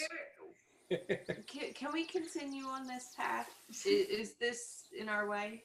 We need the permission of the Moth Queen. There's a lot of rules in this place. I feel like I'm playing like an MMO. Every time you do a mission, it turns into 10 missions. listen, it's not going to be that bad. You all look like tough, strong people. Here's the deal. There's a bunch of butterflies that have laid their eggs on a particular tree that I really like. I would like to put my eggs there. Go take care of the eggs. No problem. And was I'll that make- an elk? What? I heard an elk. Yes, probably. Probably.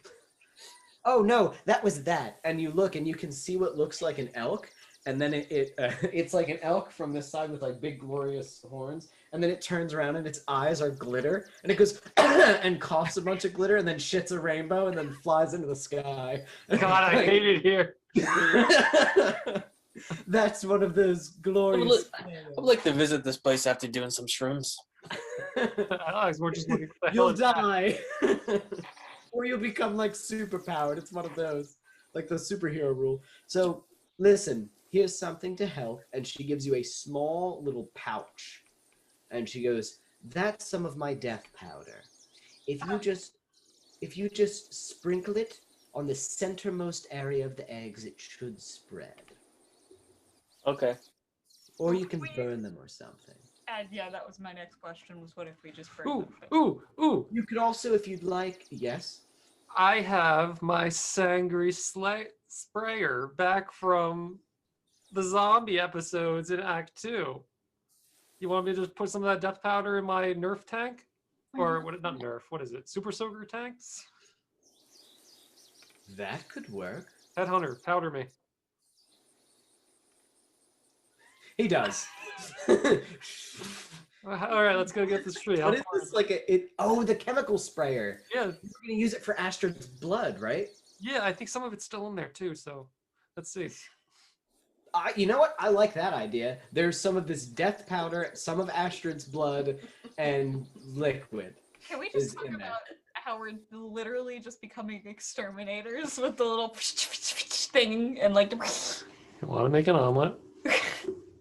Very well. Then You gotta break some eggs. You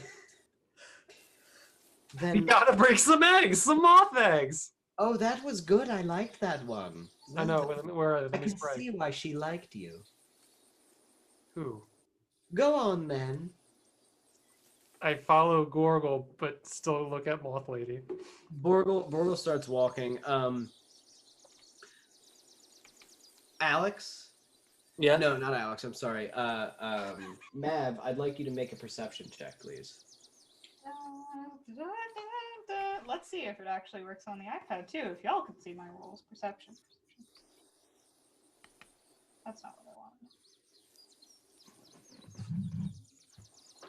Is it passive perception? You can roll, but if it's better. You know what? It would be your passive perception because you're not just actively looking for this. Well, my dice isn't. Oh, my dice isn't working. My passive perception is 21. 21. Alrighty. I would never roll then. Exceptionally good. Yes. And then what? You notice that your backstab dagger is gone. My what dagger? Your backstab dagger. Absolutely not. It was that stupid It's blonde gone. thing. You are not sure where it is, and then Oh, it's not my returning dagger. Okay, I don't care as much. you don't wear anything, so nothing can be taken from you. You don't wear anything. Esther, Just Astrid walking she around. doesn't wear anything, yeah. And Esther, what is your passive perception? Actually, I'm looking at it right now. It's not good. It's pretty good. It's 13. No. That's pretty good. My wife. You had a crossbow called Drid's Doom. Yeah. You no longer have that crossbow. It's not true. I can just whistle when it comes back to me. Like, Guardians of the Galaxy. yeah. Can But I you're not sure where that roll is. my investigation? Okay.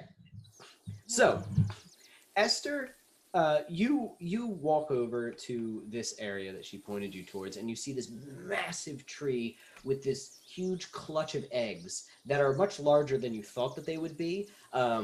And you can see that like each of them is like the size of like a full-grown man, these eggs, and you can see these huge butterflies flying around the tree, almost like sentinels kind of guarding it.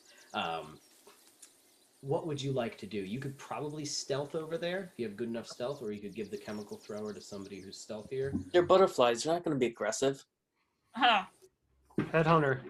Yes. Make a distraction. I'm just going to start firing wildly into the forest. No, at the moths. Oh, at the moths or the butterflies. Butterfly. Butterflies. Okay, I'm just going to start shooting into the tree with the eggs. No, stop. So you just take out your gun and start boom, boom, boom, boom, and just start shooting at the butterflies. Are you using this as cover, Esther, to like make your way over there? Okay, gotcha. So Alex is the distraction. Is that it? Sounds Alex, like it. Alex, you start firing. You can see you take one of them completely by surprise, just like ripping a huge hole through its wing, and it. Oh my goodness! Poof, and you just blow its fucking Speak? head off. Has little voices. And another one is like, Carol, not Carol, get over here, you son That of a was bitch! so And it bad. I starts thought they were just blowing like off pieces insects. of it, and they all like one of them. You can hear he takes out one of its little tiny like hands and takes a horn and goes. Wait, it's hands? Its little tiny bug hands, and it goes to war, and you hear here we go, and there's like hundreds of them. They start coming out of the trees, and you're like, and you start and just start shooting at them. And they begin to chase you kind of into the forest, and Borgo goes, "Don't go off the path." Well, okay. And they start chasing you off the path into the forest. You can see that as they are flying, they have magic that comes off of their wings, but I'm going to say that just, you negate that. But what they do have are these large, like, spikes that they pull from, I don't know, they're from magic. They pull them out and and they're these like hardened like quills that like, so there's just like thousands of these arrows hitting the ground as you're like, shooting at them. Esther, that's happening. There's still a few around, but the check to stealth over there is a lot better. I want to start spraying it.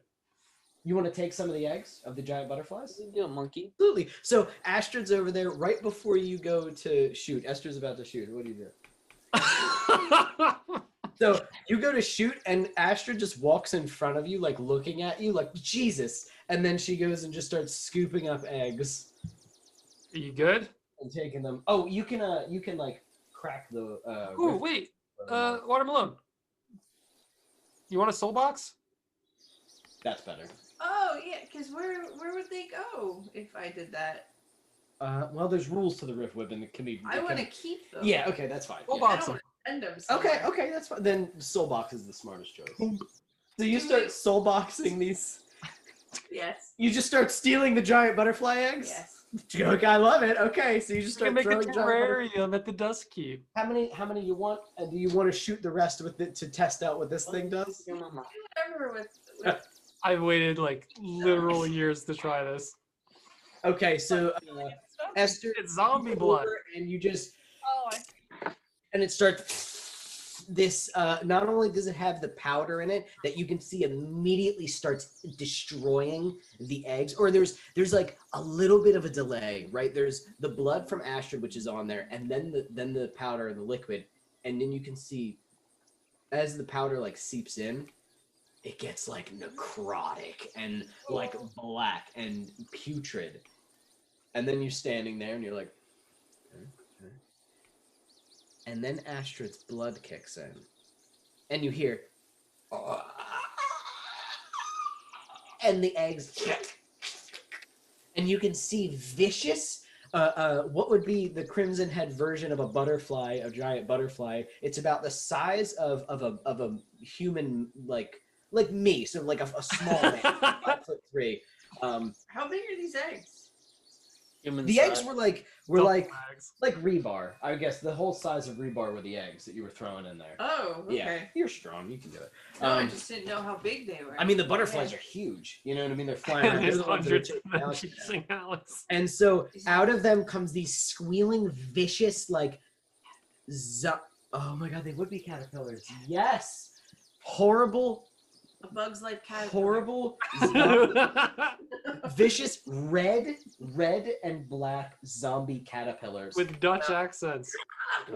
Like spewing this like horrible goo as they were born undead, and they all crawl over to you, Astrid, because it's your blood. They're instantly locked with you. Ooh. Yeah. Nice. So they start like crawling around and like all around you, kind of in circles. These big horrible caterpillars. Alex, how you getting away from this army of butterflies?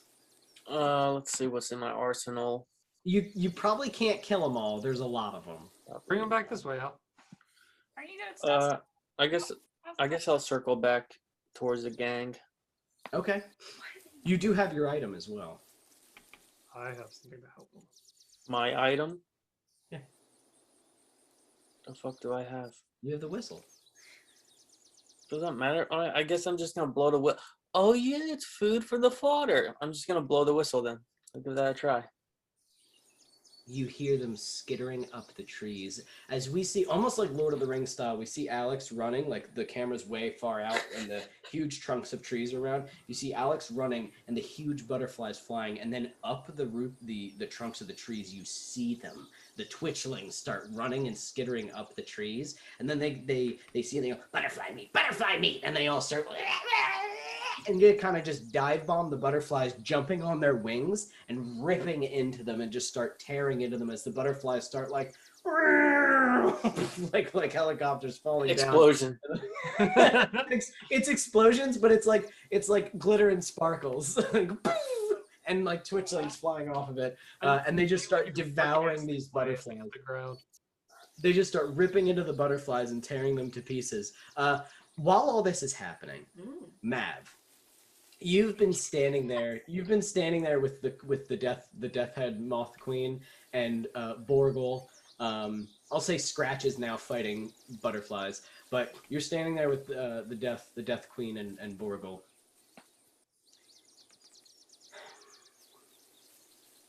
So what is it you guys do? Who is this? Mayhem. The death head moth queen. Okay. Mayhem. Generally, yeah. This should take. Mav looks at like his bare wrist.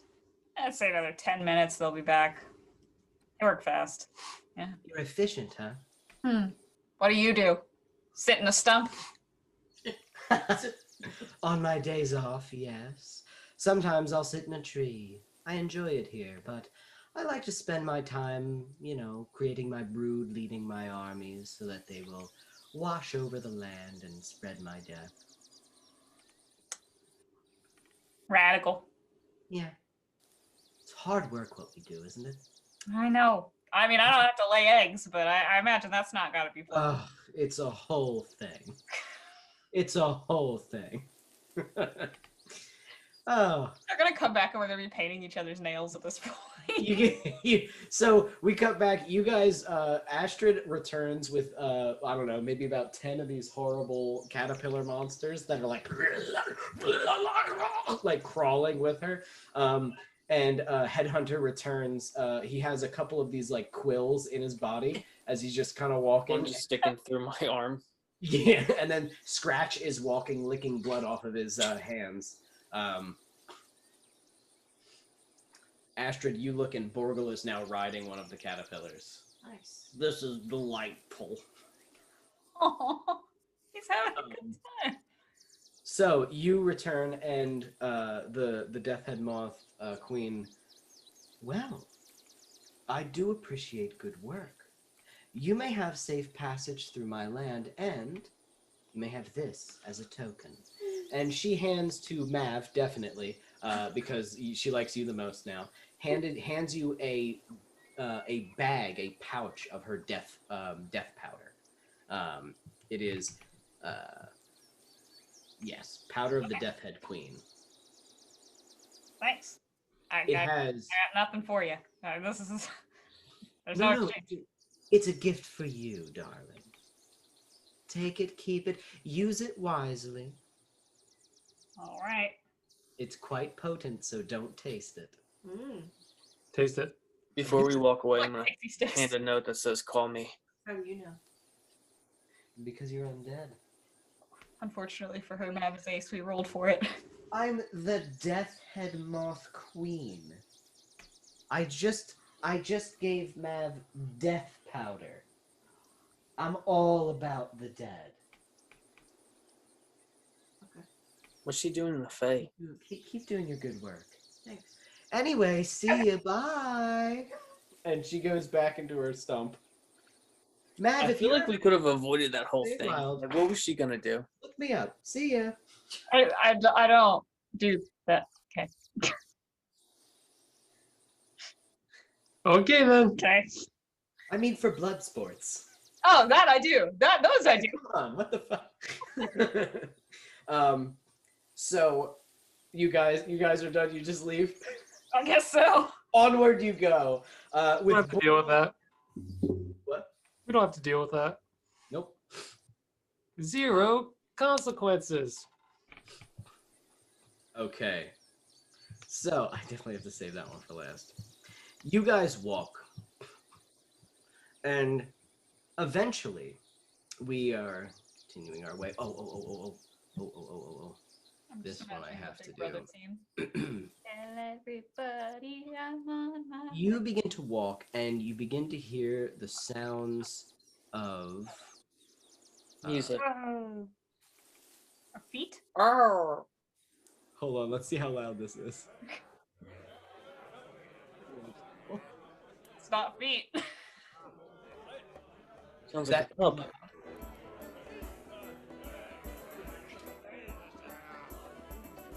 I want to give them just all of us 5 I want to go towards the music. What'd you say? I want to go towards the music. Yes, you start hearing the sounds of merriment, and you This guys is all in character. We're all just. you guys walk until you come across what appears to be Whoa. a massive table just set out in the middle of your path. There are plenty of people sitting about, drinking and eating. The table is covered with plates and cups and like half-eaten snacks. Some of the cups are dirty. Some of them are pristine looking, and there is ale. And that's on this large table. And then beyond the large table is a round table that seems to be like where everybody at the long table like haha like celebrates the ones at the far table. They must be important, and they're all drinking tea and look like bizarre creatures. Everybody here looks pretty bizarre, but there's like there's like a human here and there, like a normal tiefling. You see a half-orc sitting at the long table, but the small important table seems to be like very definitely Fey. And everybody just seems to be drinking and eating merrily. And kind of laughing. And as you approach, they like, come and share with us. And they start drinking. Beautiful son. Would you like to stay and rest a while, or would you like to continue on your way? So wait, are we Okay. still in the spooky world, or is this like still? Is this the summer world now? It's the Fae. You're in the summer land. Does anybody have like detect? What is it? Morality? What is it? What is it? I don't know why I you would might want to do that. This That's is good gonna be a enough. fun party. I took a level in cleric. Hang on, let me see if I've got it. What is it actually called? It's like detect evil. Detect good and evil. I have detect thoughts. Be gone, thought. Looks like I am not so far enough into cleric to tell when things are evil or not. So, Can I get a? I mean, it's what it would have come up is it would have told you if something was a Fey, a fiend, a this or that, and it would have read Fey. She has like 21 perception.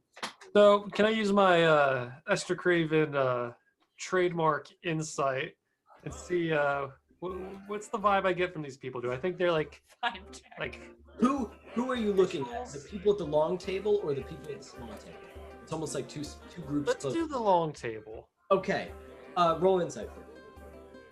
And I just want to let you know I actually love this You music. love it. It's kind of ridiculous how much it adds to the 16. You have true Yeah, I feel like I'm in like a pub. Do your dice disintegrate? No, true seeing is a real thing. Oh, is it an item? Well, it's from the Oh, scholarship, but like this says like loaded secret doors. Well, yeah. That's it. True Like, sight might be different than true seeing. I don't know. this isn't out. Okay. Yeah, there's no secret doors. So what did you get, Jeff? 16. A 16? 17. How is this volume wise? Is this too much? Perfect. It's fine. Okay. I'll just get closer to the microphone. So they just seem like normal folk who are partying. Maybe one or two of them looks like they're fae, but a lot of them look like they're from the mortal plane. And as you're kind of looking around, you're like, oh, that's interesting. Some of them look like adventurers with like adventure gear. Some of them look like maybe just mages, but just like people.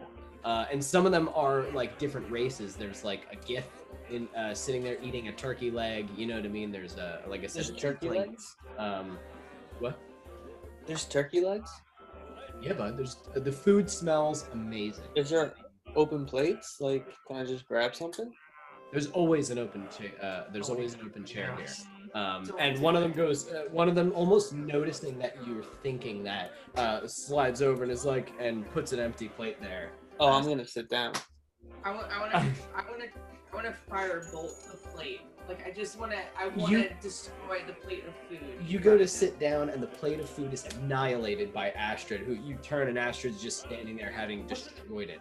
But hold on, Jeff. I wasn't done with it. Jeff, you can tell that, you know, these people are just happy folk, just kind of sitting here.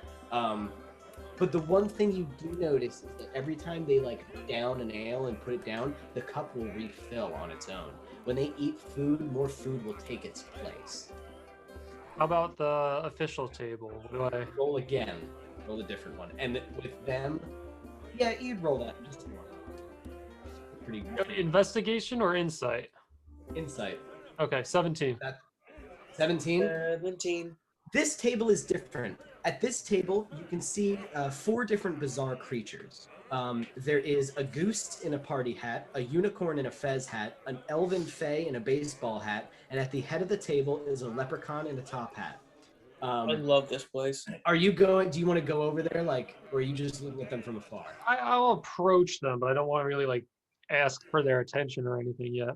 Oh, you're gonna get their attention Yeah. as you walk over, because you're new, you're a stranger. As you walk over, the leprechaun, they're not drinking and chugging ale; they're drinking tea all together. And you can see cups all stacked, and there's like one good, beautiful teapot that is where they pour all of their tea from. It seems like endless and perpetually just steaming and nice. And the leprechaun sips his tea, puts it down, and goes, Ho, ha, ha! Welcome, welcome. Won't you join us for some lovely tea? I'm sober from it. Do you serve the Summer Queen? Serve the Summer Queen. Why, we live in the Summer Lands. I wouldn't say we serve her as much as she serves us delicious tea. and everyone at the table, and they're like hitting the table laughing. Do And you he have any respect for this kingdom of the Summer's Court? what did you say? Do you have respect or allegiance for the court of the Summer Kingdom? Allegiance or respect? Why, we get all the allegiance we need from the mead. I want to My friend, tell me your name. I am Tebow. And he points to the unicorn. This is Sparkle Tummy. He points to the elven man in the baseball hat, and he goes, this is Genlorn III, and he points to the goose who's not drinking tea, but instead drinking juice. And he says, No. and that Juice Goose! He goes, and that is, you can introduce yourself, my friend. And the goose drinks some juice, puts it down, and goes, I'm Gary. No. And he goes, that's Gary. That's a juice goose. I'm not. I'm not. Look at me. I'm not the juice goose. You look at me when I talk to you. That's not who I am. Why is he drinking juice? Juice, shut up. Can a goose drink some juice in peace? Can a goose drink? It's all right, Gary. It's all right. Not without being called the juice goose. I want. So hold on. Headhunter, you went to go sit down and the plate got annihilated. Yeah, I'm pissed about that, but I'm gonna go find another plate. They put one down instantly. You want to sit down? Start devouring it. Okay, he sits down. You start eating. I want you to roll a wisdom saving throw at disadvantage. We're literally here to save you, and you're doing everything to entrap yourself. It's a delicious meal. Like a year's gone by, we're right back into our normal form. Literally, second Weren't rule we of the here Fae is before? don't eat or drink anything that the Fae give you. Like, Headhunter rolls a 2. What'd you get? A 2. Alex? This is the most wonderful food you've ever had. This is the most wonderful mead you've ever had. And you are listening to the stories of these fine people from all different walks of life. Some of them are from, like, they're talking about, like, their life on the Kronos or in other planes. They're clearly from, like, way long time ago. Some of them are from, like, hundreds of years ago. And it's like a half-orc, so like that doesn't even make sense. They don't live that long, but that's awesome. You can get such cool narrative from these people, such interesting information, and they're such cool people, and the food is so great. I mean, You don't love 'em. We don't have more food. That's the only Now- logical thing. you have forgotten about Vondis, Oh. the Terrible Three, Draxia, and your entire mission, and now you're just really enjoying yourself, probably for the first time in a long time. In fact, this is a really great party. You can stay for just a little while longer. Yeah. You guys watch as Alex now suddenly begins, and Tebow, the leprechaun, goes, "Well, it seems we have a new friend to eat the bread." And they all, and Alex, that's the funniest fucking joke you've ever heard in your entire life. It is so, that guy is fucking hilarious. He's the leprechaun. Yeah, and just funny Sparkle by Tummy nature. Sparkle Tummy the unicorn in the fez hat, which sits on top of his horn, goes, "It wasn't very funny to Bill." And he's like, What "So did he say? would you like to?" Oh, he looks over and sees Astrid, who looks horrible. Ooh, you! And he points to Mav. "I am Tebow. Would you care for some delightful tea, crumpets, or fine foods?" no, Are you sure? I'm positive. I do something. It's probably one of us. Pretty good. Are they making any other announcements? Or are they done? No, they're just hanging out. I want to say, Tebow, your rhymes suck ass, and I want to charge an attack. Well, what do you want to do? I want to cast my reliable disintegrate, but I want to use my ring of ashen waste Okay. At Tebow? at the table. Yeah, Okay. At the table or it's at a Tebow? 30-foot cone. Oh, Jesus Christ! So, okay, that's fine. Very well. So, you say that, and he goes, "Well, I don't think that's very." As it just and just fucking disintegrates. You can see Sparkle Tummy looks over, and you can see like a single sparkling tear come down his eye as it just. You can see Genlorn III raising a glass as he just like becomes ashes. You can see Gary, the goose who is drinking juice, as he goes, "I'll never live up to my brother," as he just gets disintegrated. And you can see Tebow as he is being disintegrated piece by piece. He starts like chanting wildly in Fey, just as he just and it just it disintegrates all at once. After these creatures are dead, the only thing left of this fucking smoking ash that sits before you is what falls to the ground is this teapot that they were drinking out of that still has steam and tea in it and seems to be unaffected by that incredibly powerful spell. So probably a very powerful item. Matt pockets it. You now have the pot of eternal tea. So it's essentially eternal, delicious tea. It's very good. And it comes with a few teacups. So that are also like indestructible. As soon as that happens, everyone at the table, including Alex, sort of wakes up. And you can see they like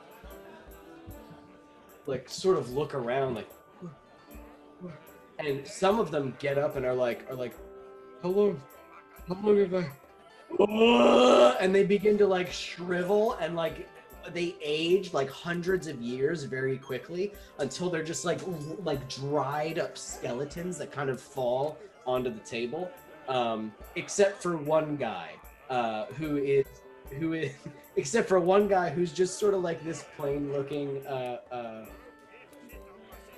sort of like a chunky kind of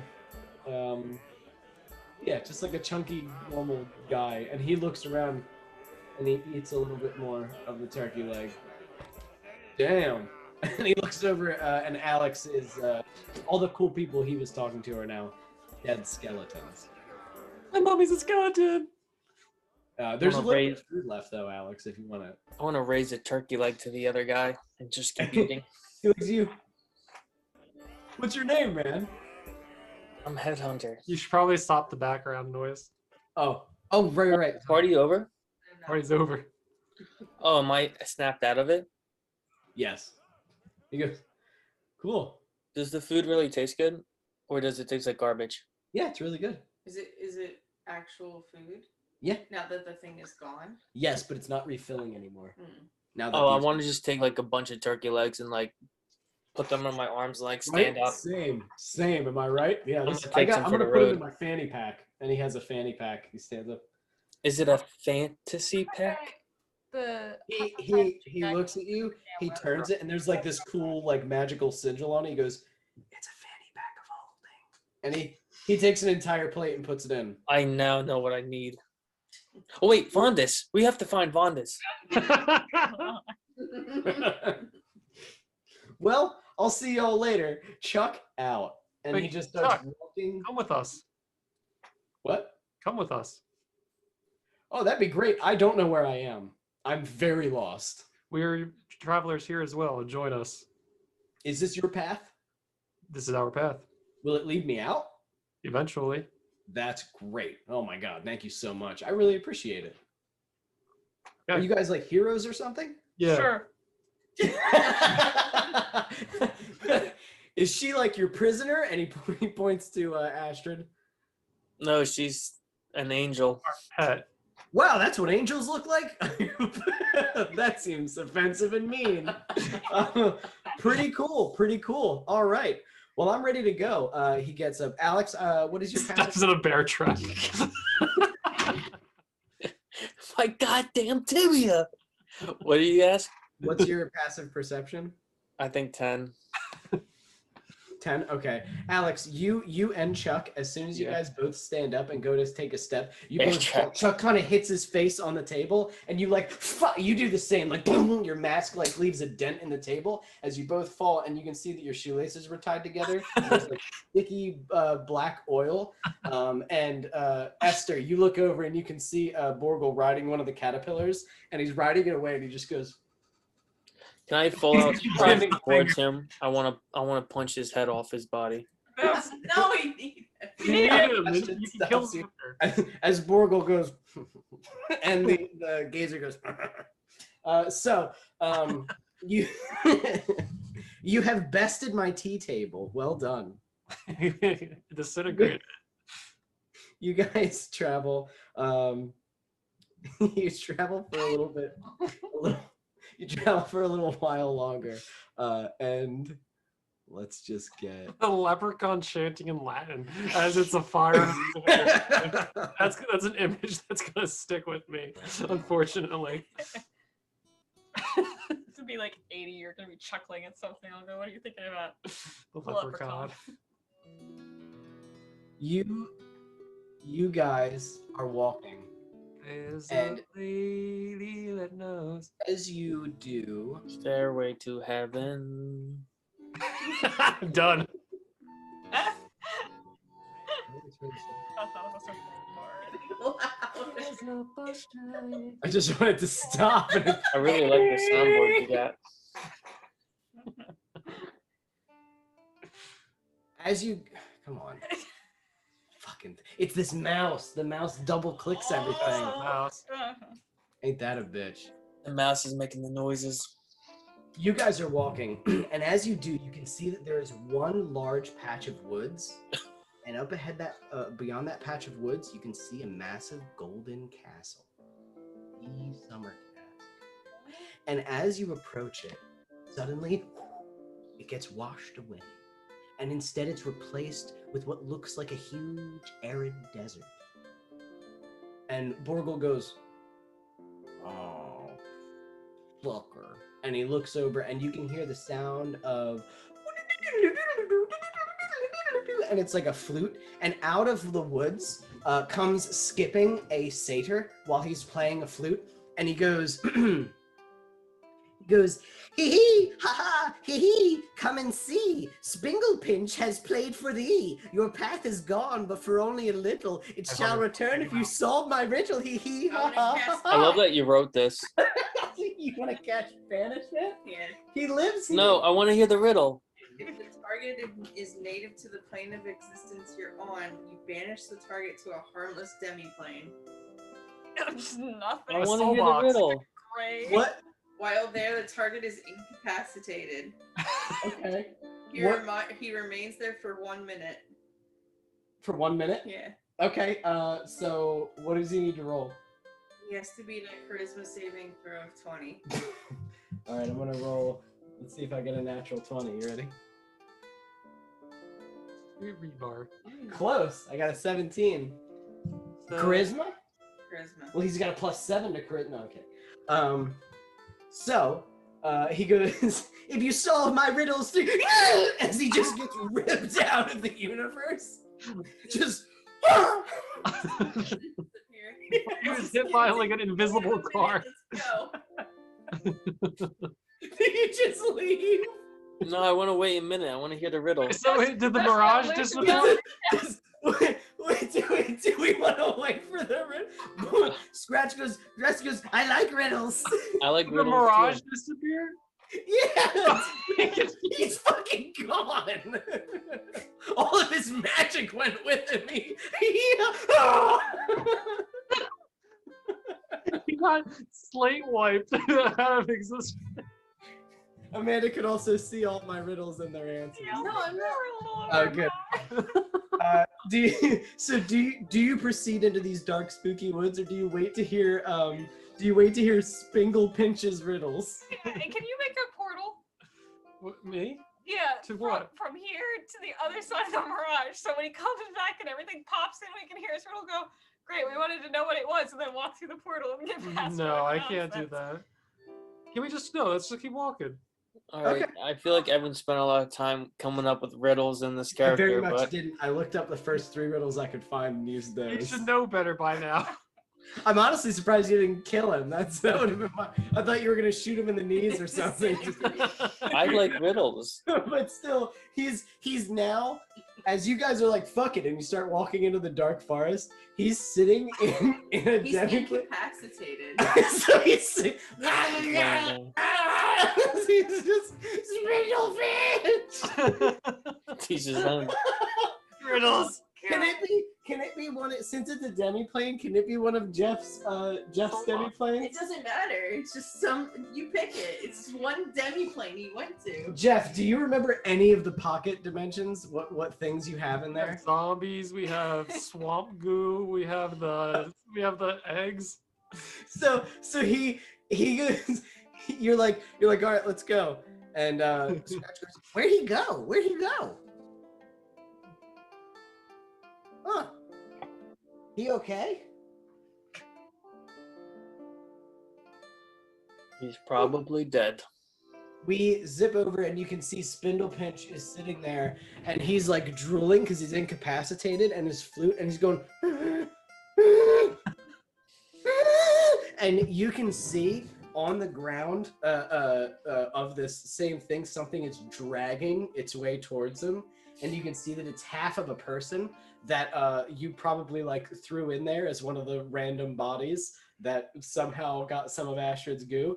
And as the random thing is crawling, it goes and the random zombie goes crawling, and then its head gets crushed by a huge paw, and you can see an undead direwolf like lean over, and he goes, "Bitch!" as he and just starts. And we cut, but not before we see Spindlepinch's like the lower half of his body, while still in the jaws of the wolf, get fucking slammed against the wall, and then we cut to you guys walking your way into the dark spooky forest. Does he come back? No, he is. Oh my God! A minute. Only So there. you guys, hold on. You guys enter the forest, and we just see the area where Spindlepinch and his flute was, and then we see half of a body just Organs. like the goat legs, and then you see the Oh, he was a come out of the what was the forest, centaur? rip What are it they in called? half, and just start eating it and carrying it away. They're What- just what- following you. What's a half goat person called? A Satyr. satyr. That's what he was. He was a satyr. Yeah. Now he's a person. Mr. Now he's a person half inside of a wolf's. Oh, fate he inside of a dead deserved. wolf tummy. This is an abomination. So let me turn off the fun music because he's fucking dead, I He guess. got hit by a soul train.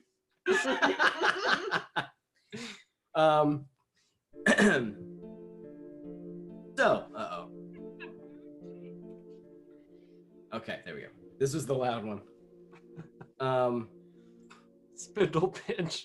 Spindlepinch. I really wanted to hear his I wonder what his riddle was. riddles I can tell you his riddles after the game. Yeah, when we're playing ESO. What was that? You enter a thick wooded area rich with leaves and the sounds of bugs and birds. Rabbits hop back and forth, and you can see a fox digging in the ground. These aren't fey creatures at all, just ordinary animals. Even the magic in this place feels less. The path continues through. Alex, the air burns you a little bit less than normal. This feels more like a big, closer to ordinary forest, still very magical, but less magical than the rest of the Fae. As you walk, Borgle goes, "Well, this place is pretty dangerous. We really have to stick to the path and just hope not to incur his ire." Is? Yeah, Whose eye are we avoiding? the wolf of the storms. Sounds good. Let's stick to the path. Oh. Tired of this fake bullshit, says Mav. Well, he's not as much Fae. There's debate on that. He very quickly whips his hand back, and a little bit of oily black substance gets it onto Esther's face while Esther is like busy looking at his stuff. Just, and he and hurries away from him so that he doesn't get hit. As you walk through these tall trees, following the path, you can feel that something is following you. Large, heavy footsteps crush leaves and sticks. It makes no attempt to mask its breathing, which is bestial and calm. The sounds seem to come from all around you, as if the creature walks at every point at all times. Borgle goes, "Oh, fuck." And Scratch is like kind of on all fours, like ready or trying to be as quiet as he can, clearly sensing danger. Scratch. He's the little Schmeagle. thing. Oh. The digger. Scratch the little twitchling that's with you. Alex wanted him to be a guy. Eventually, the sounds stop. And as you round a corner, you see something large sitting in your path. Right in the middle of your road is a massive black wolf. It sits, and its head reaches about 15 to 20 feet up. Its eyes gleam an intense yellow. Just looking upon him gives you a sense, like a flight or fight response, as if your body knows that that is a predator, as if something inside you knows that that creature is very dangerous and very powerful. His tail kind of flits back and forth as he watches you approach. Would any of you like to speak to him, or do you keep approaching him? All right. Now just kind of pulls up his britches a little bit, walks up to the wolf. What do you want? You hike up your pants? Yeah. Just, Don't do this yet. what do you want? It looks down at you. Its eyes intimidating and very primal, but also very wise. You have entered my home, vile hunters. I wish to know what you want. No nonsense. You don't have some fancy trick. You don't want a favor like all the rest of the people. I don't need fancy tricks. I want to know why you're in my territory. If I find the answer acceptable, you pass. I mean, honestly, we're just trying to get from point A to point B. What she said. Where is point B? Behind you. That's not an answer. You speak like a fae. The Summer's Court. You have audience with the Bright Queen. We're demanding one. I'm gonna say audience. He stands up and begins to pace kind of around you as he walks, kind of smelling the air around you freely. You can see Borgle kind of shrinks away from him, and Scratch kind of backs away from him as well, sort of instinctually knowing to not get too close.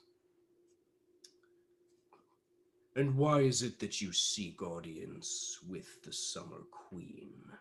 What boons do you expect, and what work will you be doing for her? Why are you her guard dog? She got you on a leash, buddy? She stole something of ours. Borgle looks at you with wide eyes, and he's always been frowning, but he like... Super frown. I have no love for the Summer Queen. Well, then we're on the same page.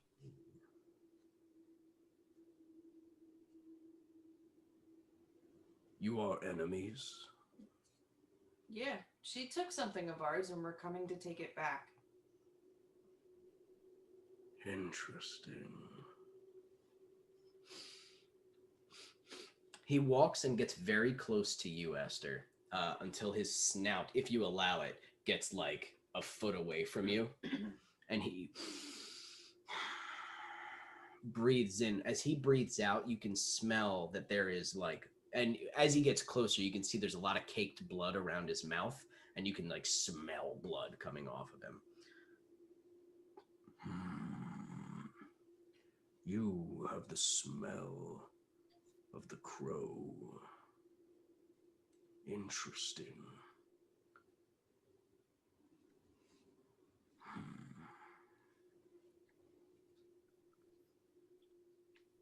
Do you wish her harm? If it comes to it.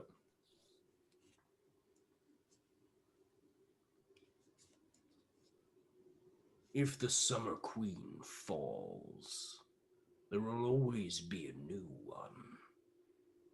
But the Fae will remember. If you cannot kill her, make it hurt.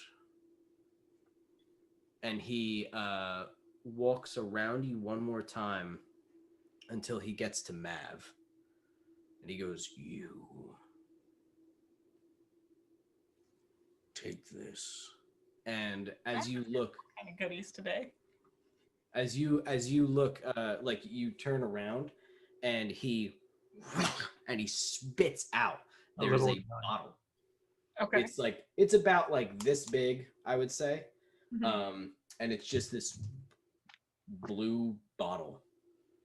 Boggle. And he goes, when you enter the Summer Queen's court and you see her face to face, stand near the cauldron and open the bottle. Okay.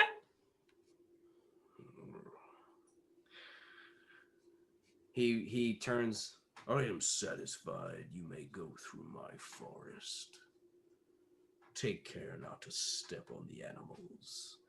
And he begins to walk away. And as he does, he stops.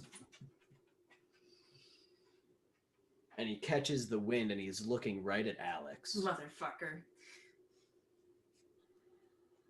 And he walks closer and closer, this huge fucking wolf. And he gets very close to you. You have the eyes of a beast. But your smell is strange. It is sick. It burns, but there is something familiar on you.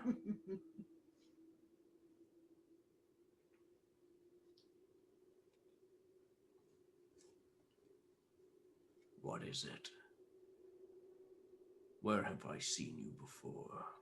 Where have I smelled this smell?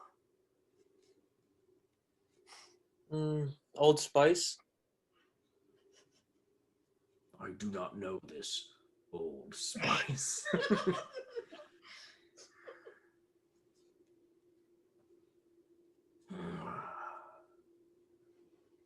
When you see him, tell him I said hello. Good luck. And he walks away. Big bad wolf. Why would the big bad wolf not like inquire about Vondis? He just did. Yeah, but I feel like he'd be like super into wanting to find him. No, he found him. The big bad wolf let Vondis live so that Vondis could live in perpetual pain. Oh, The big bad wolf big bad was wolf. The big bad wolf killed his entire tribe and the original lord of the Jackalopes and let Vondis become the new lord so that he could take on all of their sins and suffer forever remembering the deaths of his tribe. So he doesn't want to kill him. Nope. He was just curious. He's like, whoa, I smelled that before. Oh, I remember what that is. See ya. So, you're good. Oh, good. So, The big bad there wolf. was more to that, but it's getting late. So, we're good. The big bad wolf. So, you continue walking until you're out of the forest. A massive castle made of gold and that reflects the bright sun that beams behind it sits before you. Beautiful sunflowers and lush trees surround the castle, as well as hundreds of summer soldiers that go to and fro. Borgle the Boggle says, you will have to offer a gift when you see her. This is as far as I can go. But think carefully of what gift you give her. And he extends his hands to you, Esther. Both hands, not one hand now. Take him. He puts more slime in your hands. Can I punch him? My lady is very wise. And then he smears more slime on you, walks away, turns around and spits on your shoe, and then goes, Goodbye, and then just begins to Gogol. walk back. As he walks, you can see a portal open, and it leads right back to that swamp, as if he could have just brought you right here. And he walks in and goes, and just goes, and then it disappears. It's like, you I love cocksucker. this little asshole. Boggle. And Borgle has left you.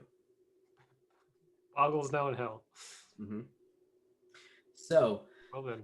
You will have to essentially tell the summer soldiers that you're bringing a gift, and you have to tell them whatever that gift is.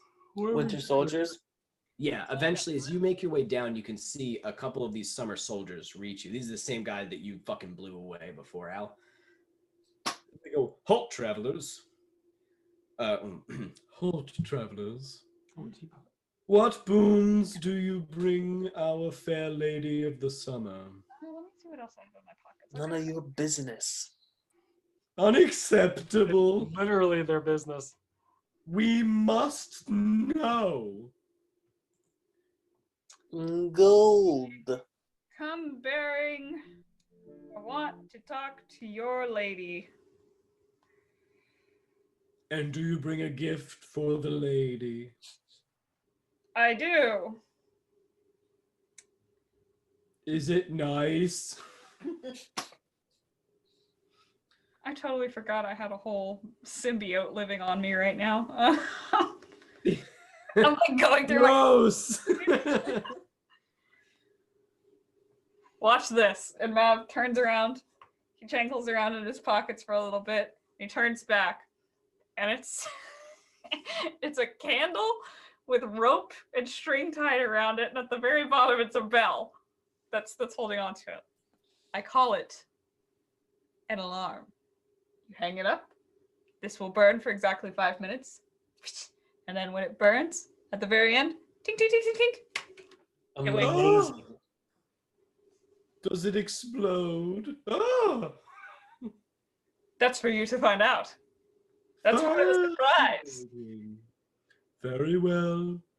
You may enter. And he allows you in as you walk. The hundreds of guards stand aside as you make your way into the castle. As the massive doors made of gold and engraved with the image of the sun open. And you are instantly, instead of being in other areas of the castle because you're bringing a gift to her, you're instantly in the room that you're supposed to be in. A long chamber with massive open windows. Tall golden pillars reach high to the golden ceiling. Summer soldiers line the walls, and at the end of the room sits a golden throne. There is not a single shadow in this place, and the light is almost blinding. In the center of the room is a massive bowl that is alive with golden flames. It's pretty large and bright. The throne is surrounded by a semicircle of golden fire, and in it sits a radiant elven woman whose skin, hair, and clothes are all entirely gold. She wears a crown that is alight with golden flames, and next to her throne, she has, in a cage made of gold, Vondis, the Lord of the Jackalopes. You see him, lock eyes with him from across this chamber as he, Alex, and she, with this large scepter, hits the cage, and the scepter has like a massive sun on it. And as you guys enter, she speaks, and her voice bellows. Vile things, why have you come to my keep? To get my friend back. Ah, you come for the Lord. Yes. Interesting. Praising. Have you come with a fair trade? Yeah, I have As like you a shit ton of find- gems. I care not for gems. How about your life? Oh, a sassy one. You will find that the rules of the Feywild bind your friend a little tighter than that. If there is no Summer Queen, or if I am to be killed, there will be another Summer Queen, for there must always be a Summer Queen, and thus he will always be wanted and always contained. Oh, we'll keep killing them until they don't want him no more. Tell me, how badly do you wish for your friend back? Is he Probably, important to you? probably about as much as you would want your own life. Does Then this, give me something of importance. does the Summer Queen have to be here to be You Summer are? Queen? You gonna just soul box her? What do you mean? What if we just make? I have a plan. Can I say it?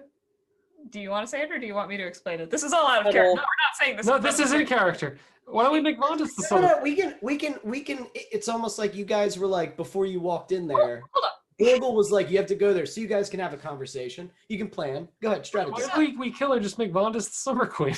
Get him out of trouble. There's nothing saying that he can't. There's He's no Fae. there's no rules that say a dog can't play basketball.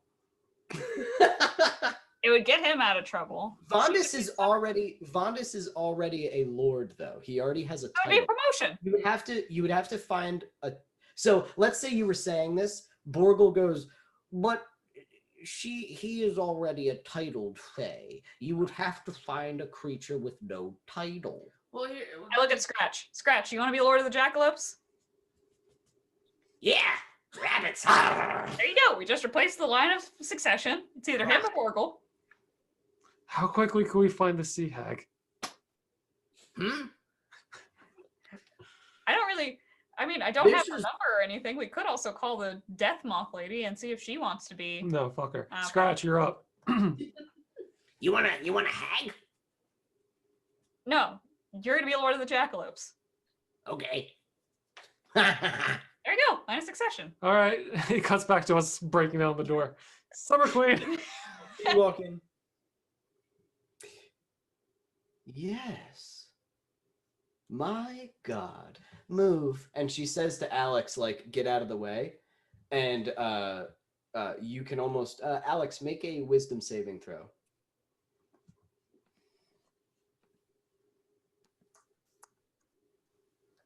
I got a 3. You do as she says. You move out of the way. Like, yes, ma'am. And you move out of the way, and she goes, she's looking at Esther. Oh my. My goodness. Well, you're not quite the same as you were before, Dark Crow. But I enjoy this form. Not as much as your last, but it is nice to see. I'm gonna cast darkness. On Tell her me what- scepter. What? I cast darkness on her scepter. You cast darkness on the Summer Queen's scepter? Mhm. Okay. Go ahead and use that spell slot. I did. Okay. It goes because it's the fucking like Summer Queen. She like is sunlight. It's gone. She goes, you do that. I want you to make a wisdom saving throw for me. I don't have to use this. Worth a shot. What am I doing? Make a wisdom saving throw.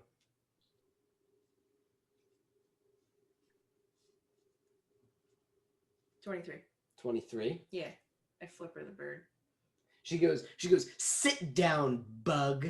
And you feel like you want to, and then you're like, no, wait, I'm not do that. I'm the fucking best. And you stand up anyway, flip her the bird, and she goes, Dark Crow, is this all just a ruse to see me again? Are you sure you didn't fuck her? When did I see her? Are you sure you didn't fuck her? Are you asking me? Oh, do you not remember? No. Oh, step closer. What? You approach. No. Absolutely not. What's that TikTok audio? She's trying to fuck me. Are you still upset with what I've done to you? Scatter your body and lock your soul in the Shadowfell? Pegging on the first date? Render your keep to ruins? Do you still hold on to such a grudge? Have you not found your family, the Darklings? What? Dark Crow, look at me. And I would like you can feel her trying to do something, but it's not like an invasive power. It's not like she's attacking you. Do you allow whatever this is to happen? Briefly. Magic. Okay. Just the tip. You begin to see memories. You begin to see memories. They're not your own, Esther, but they are. They're through they feel very familiar. And you've been in this room before, except you were a little taller and you were different. but you can't quite figure out how. And you see her, and this is so very long ago, but time works differently in the Fae, and it doesn't feel that long ago. And you enter this chamber, and she is so glad to see you. And you hold hands and embrace. And you remember that there was a promise. You showed her a simple brass ring. And she was excited, but you denied it. No, I need to get you a fine one that you deserve. And then time went on. Your eyes wandered to others, and she was scorned. And thus the Summer Queen destroyed whoever this is that you're looking through, scattered his soul, obliterated one of his arms and scarred his heart, tore him apart and left him. Well, he did not die. Instead, he lived in wretched anger and decided not to die, but instead to exist in this pain in spite of her, and tore from his own heart a blade that he forged with his spite and shoved it into an island in the Shadowfell. And that's where he waited until one of his ancestors would be able to wield it, until one of his ancestors would be able to gather enough of his power into themselves, and maybe one day, somehow, bring vengeance upon the Summer Queen. Those parts she didn't mean for you to see, but you did, because your mind is already broken, and so it just started repairing everything as you've been repairing your old memories. Do you remember now, Dark Not Crow? really me though, lady. You have his soul within you. Y'all really need to play Final Fantasy 14. Y'all need to catch up. This is Have relevant you- to anyone who have watches you this. realized- It's free to plays. play. It includes 2 games. Blah, blah, blah.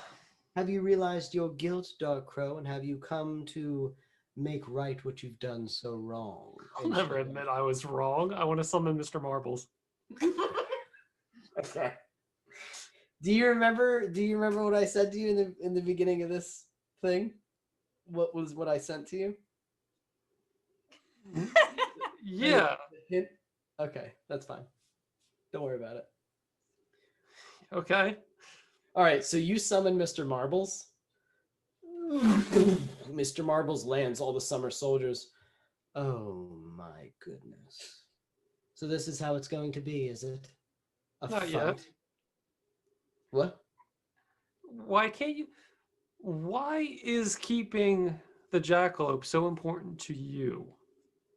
Not the crown, not the throne, to you. Oh, it's going to help my station. I'm the one that caught him. Hooray for me. I get more land, a few more titles, you know. And I get to pick his successor. If he's, for all purposes, banished from the Feywild, and he comes back with us, can't you just say he's dead?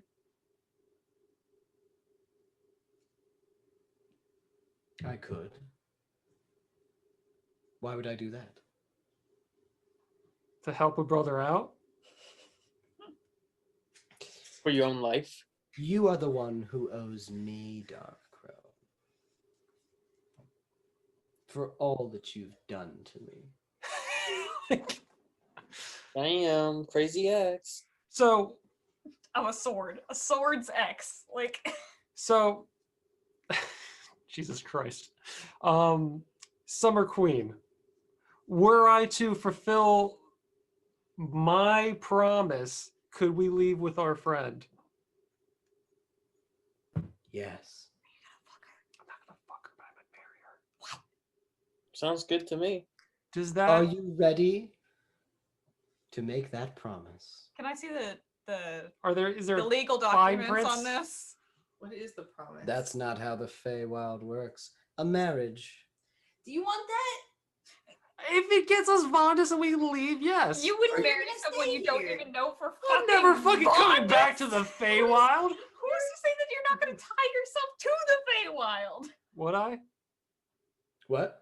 Would I tie myself to the Feywild? Would I- What the fuck? You don't know? I'm asking her. That's what I'm This saying. lady got angry because you started looking at other people. I didn't see that memory. I didn't look at anybody. My sword did. Oh, That's Which always one? how it is. I know what you're saying. Blaming the sword. Zing! Huh? I have the same issue. We're not so different, you and I. Either the Dark Crow upholds his promise. You give me a gift worthy of the Lord of the Jackalopes. Or you fuck off. I got unicorn meat. That literally is so illegal. One of the soldiers goes, so illegal. Like a rhino torn. Dark Crow, if you wish to make right what you've done wrong, you need only to finish your promise. And she holds up her hand again. Stop thinking with your sword. If you are ready, she stands and she extends her hand past the fire. Do you have the ring you promised? A ring so glorious, so powerful that it was worthy of me. No, I don't think he does. Wait a second. Wait. Can I Slowly take the ring off your finger. Can I don't I have like send message or some shit? Sure. Can I look at Vondus and ask him what does marriage entail in the Feywild? Oh god. He looks back to you, answering in message. All right, first of all, holy shit, these people. And I've been through a whole lot. How are you? Also, listen, okay, if you marry someone in the Fae, like you're super fucked, like forever, if they're alive. Now, if you marry someone and then they die, it's kind of like how it works in your world, and you're sort of entitled to a whole chunk of their stuff. Ooh.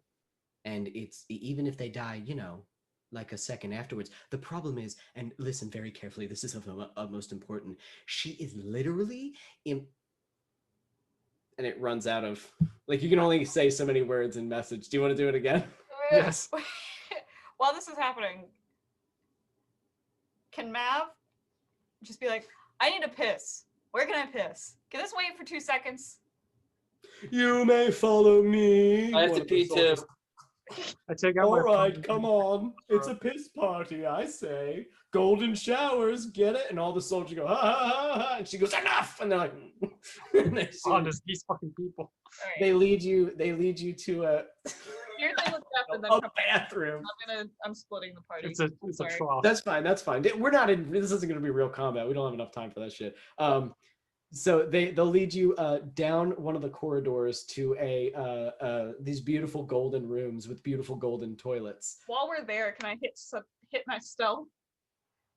Hit your what? Stealth. Hit yourself? Stealth. Stealth. Oh yeah, sure. Yeah, roll stealth. All right. Esther, what you could cast it again?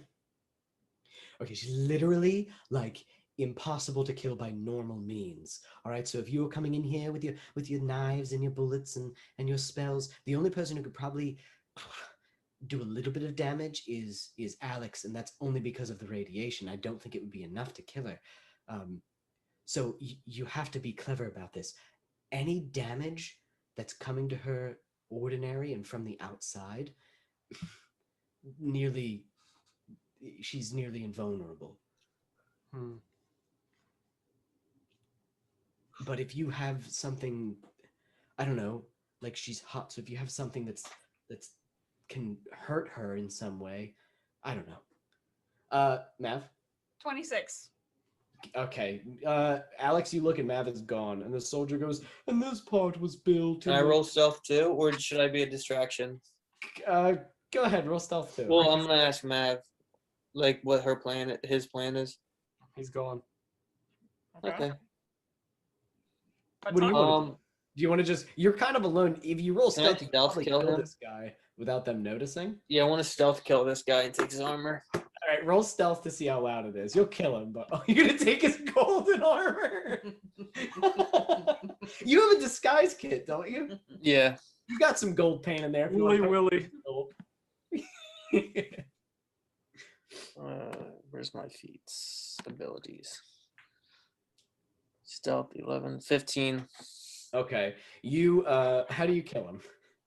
Just take a I want to ask him how you flush these. And when he goes to show me, I want to jab my knife up under his chin, through his mouth, and into his head. You want to ask him what? How to flush these toilets. Oh, very well. The easiest way is to go. And then I want to shove his head into the toilet and just keep flushing it. And you start taking his armor and painting your face pure gold. Oh, I forgot that they were all gold. Okay. That's okay. You have the only thing that's not gold is your eyes, so you have to like look down when people look at you. Mav, what is the goal here? I need to find that fountain that the wolf talked about. Oh, I forgot about that. Okay. Me All right. too. I want you to make an investigation check, and we'll come back to you. Esther and Astrid. Yeah, fuck this. I'm just gonna try to feeble-minder. Ooh. Okay. Because that's not Okay. spooky. She uses one of her legendary resistances to resist your feeble mind. Do it again. Does she even know that I'm doing it? Do you cast it? Oh yeah. Yeah, she's feeling an invasion on her mind. This is a nearly godlike fae that you're up against. The Super Summer magical. Queen is a big one of the few people who controls vast swaths of land in the fae. How many legendary resistances does she have? 2. You try to do that, and she goes, oh, none of that, and I would like you to make a charisma saving throw, please. Ooh, gladly. Why are you good at that? Why are you good at Literally your best one. 16 plus 12, 28. Wow, that's She goes- good. She goes, be gone, and you stand there. She goes, "Mm-mm. I don't like that one. Mm. Any ideas, Esther, or are you stumped and you want to wait for someone else to trigger something? Yeah, no, I'm Buy me I'm- time. Yeah. Buy you Okay. time? Buy me time. Okay. Yeah. Um I'm just gonna keep tickling her.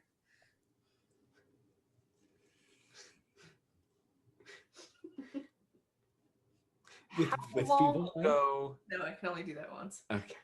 how long ago did I scorn you? Time works differently in the Fae. Yes, it was definitely the fact. I heard that. But it was I don't know.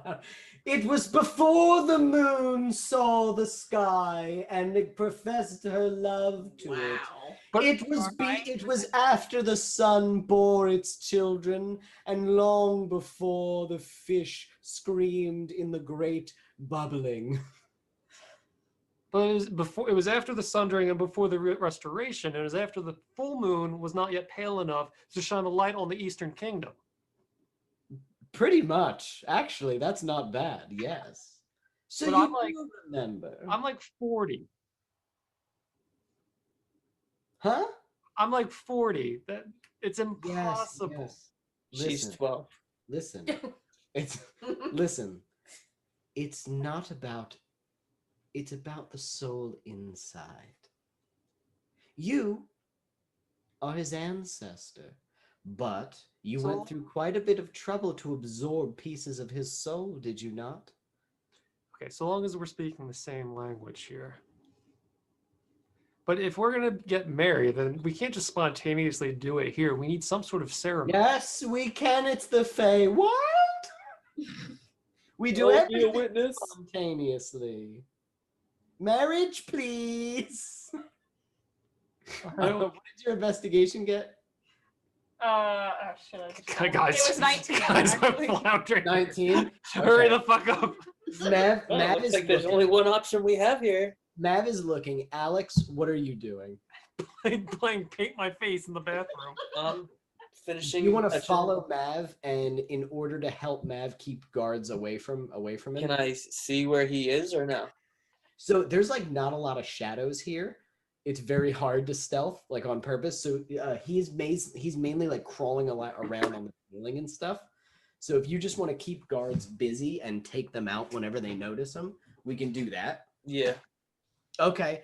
So I want you to make 2 stealth checks, and Mav make 1 more investigation check. Astrid's Why? waiting with the guns loaded. Investigation's so bad. Why can't you let me have the 19? No, you do have the 19. The 19's for reasons. 12. Okay. The 19's 15 and 21. Okay, so the first guy, Mav, is you're searching, you're looking in various different halls. That's all fucking golden and fire, and it's all fucking bright and annoying and irritating. And then you notice that one of the guards goes, "Hey!" And you stop and you like look upside down, and you can see him like looking at you, and he's like picking his nose. And he goes, "What are you doing?" How do you kill him, Alex? I just want to jab my knife into his Adam's apple and just go straight down. He goes, "Why are you?" It's just all over Alex. It's like he took the time to paint his face golden, but now there's just blood spewing all over his face. Just and but that one was a little loud, so you can hear a guy in another room go, "What was that noise?" And Alex quickly goes into that room, and you just start hearing, just and blood starts shooting out of the room. You continue until you see on this massive like pedestal this huge like bowl of fire, and there seems to be like reams that run, and one of them was like a small path that you're now noticing in the ground that ran all the way out to that bowl of fire out there. It looks like this is like the main fire that controls a lot of the fire in this palace. Can I see anyone in there? Yes, there are 4 guards around the bowl. I am going to. Fuck. Wait. No. Hang on. I'm gonna fuck. I want to fuck. I am gonna use thaumaturgy, Legacy of Dis, to. I'm sorry, Alex. Make a noise near Alex. That sounds a lot like loud fighting. Okay. I love it. In the room that he's in. Yeah, because I imagine it connects. So just trying to draw them out to. Yeah. I love it. So that's easy. You don't have to roll for that. They well, what's that? Let's go check it out. Oh, for the Summer Queen. And they start making their way over. You crawl over and you're right above this bowl. Astrid, what are you doing now? Are you gonna hit her again, or are you gonna wait? No, I'm gonna hit her again. With what? So I'm gonna say, no one wants to marry you. You're not even pretty. Ooh. Oh. And then I'm gonna cast Vicious Mockery. Ooh. What, do you roll for damage for that? Mhm. Okay, go ahead. And she has to make a Wisdom saving throw. She's not gonna make that. Because does it do anything else? Are there other side effects, or is it just damage? Says what she's rolling for. It's damage, and then she has disadvantage. I actually like that because you made fun of her looks. I'm gonna say she automatically fails that. So you go ahead and give me the damage. Okay. That's 12. It's 12.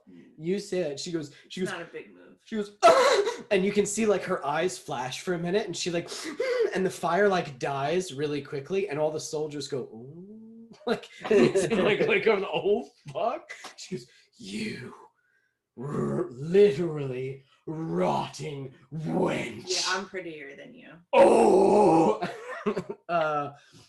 She looks to you, Esther, and goes, you tell her that I'm pretty this instant. You're gorgeous, but if we're getting married, I want something very particular. When I What? started our journey in the Chronos, we were in this little town of Henlet. And looking around us now, and what will partially be mine if we unite our souls as one, is a giant gold, I almost said turkey, giant gold chicken that I briefly became friends with when I animated, and it helped us escape with our lives. I need that exact chicken to take your hand. The exact chicken. The exact chicken statue. The golden chicken statue. It has sentimental value. sentimental value, and I'll go in with this gold, everything else. Did you say God? I said golden. Goldie. Turning against me as well? By asking for a giant chicken. Is this our first fight? Oh. Our first fight. Oh. I'm gonna barf.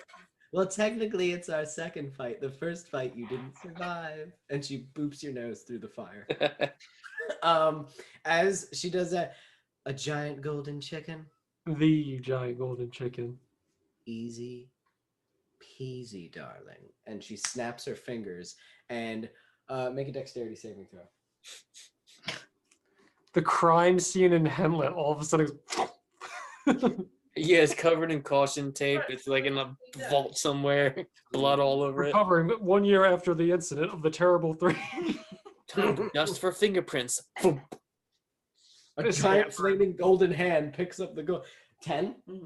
The golden chicken comes falling, and you get out of the way, but it crashes into the ground and throws some of the gold, hits you.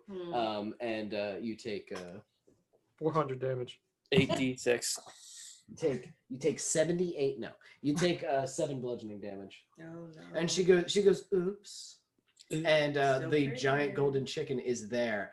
Alex, you are sitting in this room. We come to the room where Alex is in as the soldiers start to line up outside of it to like enter it. Are we still in the bathroom?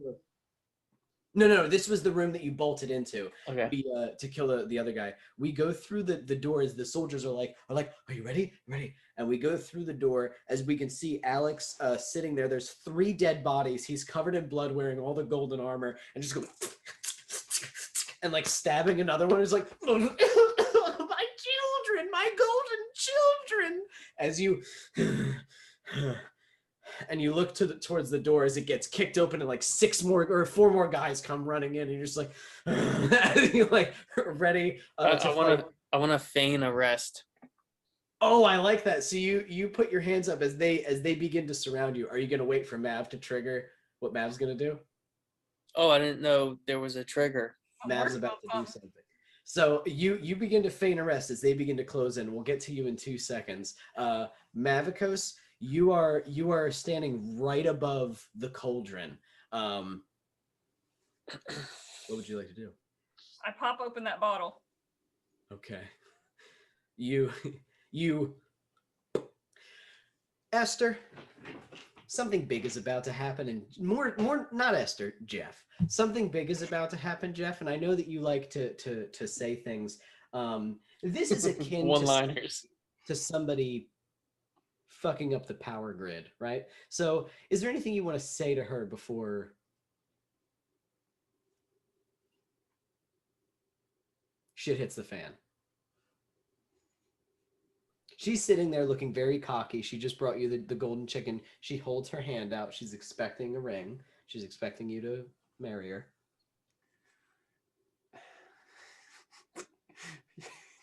You're not pretty enough to be this picky.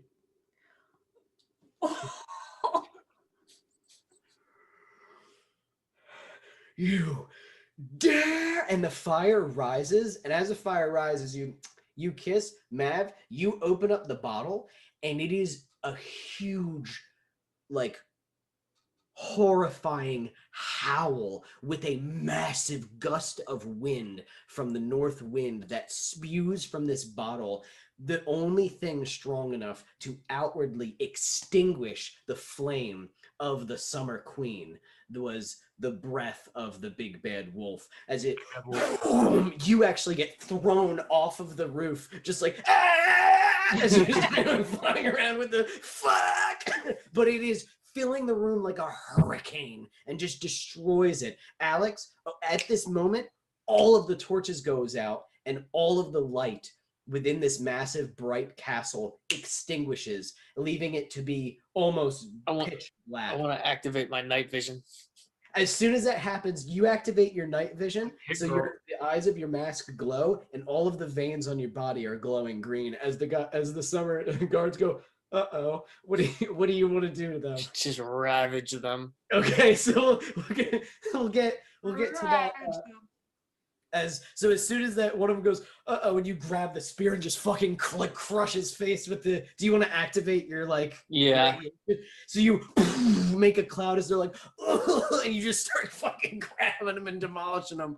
The lights have gone out. Esther, you're face to face with the Summer Queen. Astrid, more importantly, all the lights just went out, and you're pretty sure that fire field in front of her is down. And you guys hear Vondas go, "Holy shit! Now!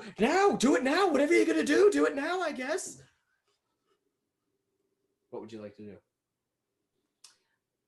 I'm gonna banish Vondas. What? Yeah, Where?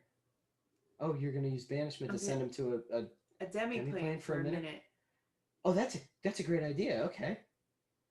And am I able to do that and then run up and push the cage over? I can see in the dark. Yeah. I'll Okay. say you have enough movement. Sure. Would I do Vondas is willing because he. Okay. I mean, he doesn't like you, but Yeah, whatever. you're on his team, so he goes, "Do it now!" He disappears. You whack, and you whack the thing with your scorpion tail, kicks the cage off and falls to the ground as you hear the Summer Queen go, "No!" Esther, what would you like to do to the Summer Queen? So does she like turn around to? She all the lights go out. She's like, "What?" And then suddenly Astrid knocks over the cage in the dark. She can still pretty much see, like, light still kind of comes from her no matter what. Like, she is the only beacon of light in this place. And so she looks and she can see like Astrid in the dark and the cage open and fall like crushed on the ground. And she goes, "No!" So she's distracted. Can I? Oh, the cage is open. Well, it doesn't have to be. You knock the cage over. Okay. That's fine. No, the cage wasn't open. He was locked. Oops, I didn't need to do that. No, you knocked the cage over, and I'm saying it fell open as if he fled. Can I attempt to just give her a jab and plane shifter? Where would you like to plane shift her? Hell. Hell. Oh Okay. my god. You punch her and attempt to fade. She is going to use one of her legendary resistances to resist that. Okay. You and she and it's like punching a solid statue. Just boom, and she like looks at you. You can see now that she's standing. She is like much taller than you. As you're like, it's like looking at a goddess of some kind, and her light grows, and she goes, "The same soul scorns me twice." As we cut to Mav, the wind has run out as you kind of like and like land on the ground, and you hear like ooh woof as it like the last bit of it comes out, and you're like, all right, that's done. Would you like to go and help your friends? Yeah, I'm gonna stealth haste my ass back into the room. With that movement speed, you are in there like swimwear. You show up just in time to see Esther punch the Summer Queen in the face. Sorry, give me just a moment. I was making a note for myself and I accidentally sent it to my salon.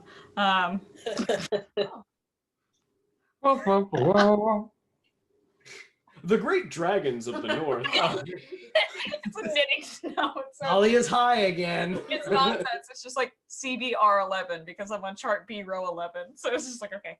I'm sorry, what did you ask me? You get just in time to see Esther punch the Summer Queen in the face. What would you like to do? I would like to attack. Okay. You're going to throw your dagger at her? Yeah, let me see. I know I always keep notes of... I have 4 actions in a thing. Move, attack, bonus. Yeah. So... This isn't going to be, we're going to make this kind of fast combat, I think. Got it. Yeah, Rakash's dagger then is definitely the... Do it up. Just roll to hit her. All right. Just in case you get a natural 20 or something. I like this die system on D&D Beyond. Mm-hmm. You guys just have to remember to add the bonuses that come with a lot of these weapons.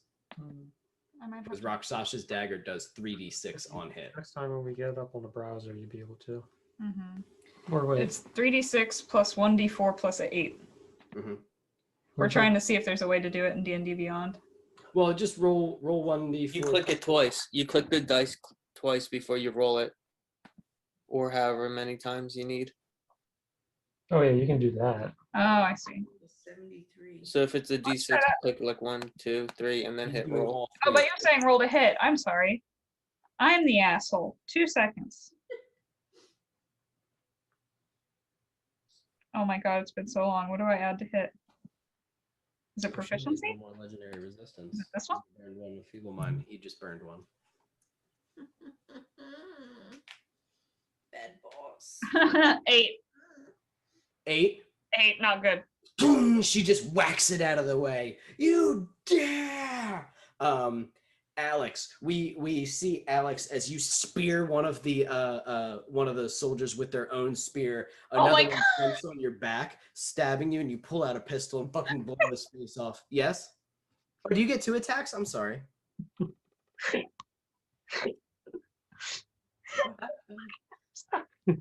Here, ready? Let's see. I'm fucking up so bad. I can't remember. This is what she sent to her I'm trying to salon. type back and say I'm sorry, please.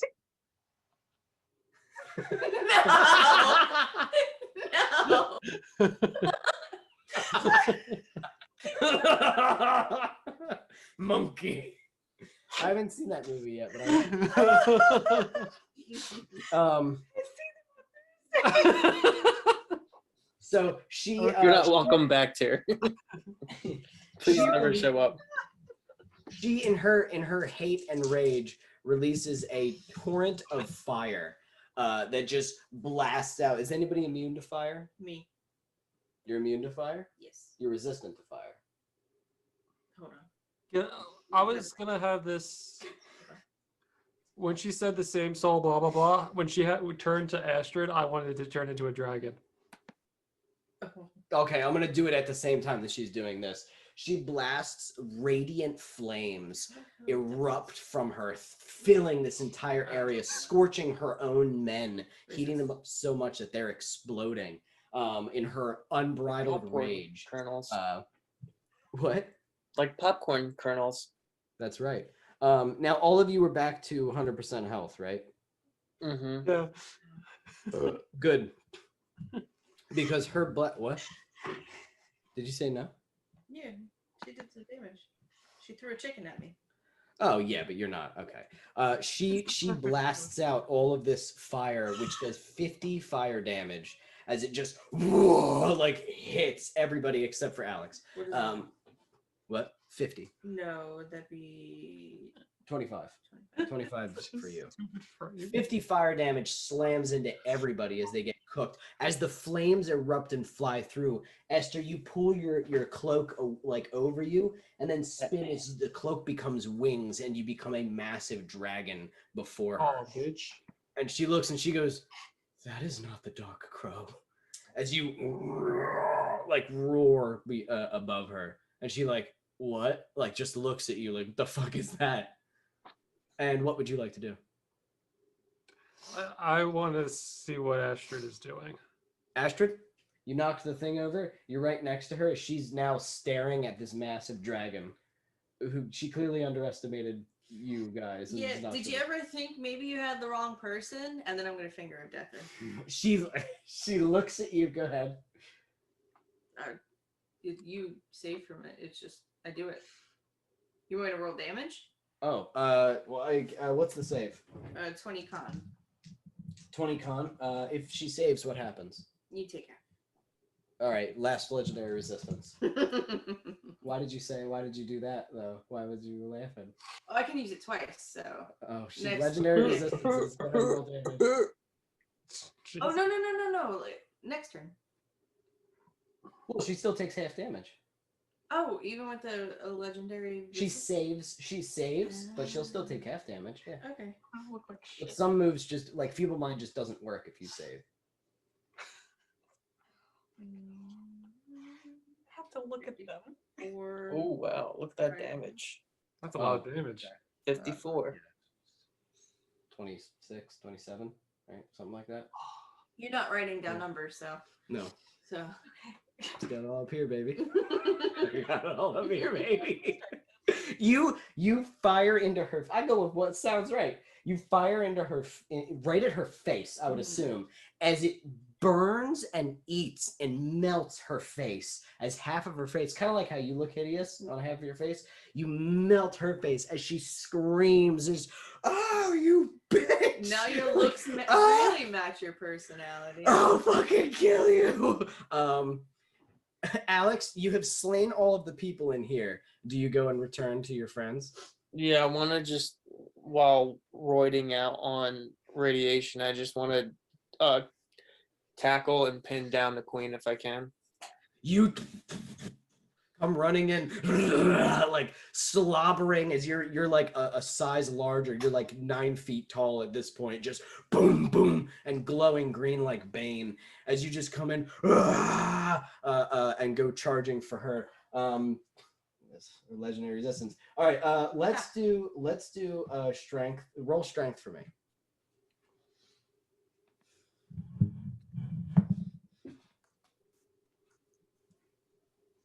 11 and plus 6, 17. She rolled a natural 18 on the die. So you tackle her. You slam her into the wall and try to hold her. She, "Get away from me!" And like, boom, like sends out this pulse that kind of sends you sliding as you like hold onto the ground. You see after you get hit, Scratch leaps on her face and just starts slashing at her face as she goes, "What the fuck is that?" And she throws it as he just and like hits the wall, and you can hear his spine snap as he like and hits the ground. No. And he as he's like crawling with his hands. Oh boy, Mav, I'm gonna not move and try to hit her twice. boom, do it.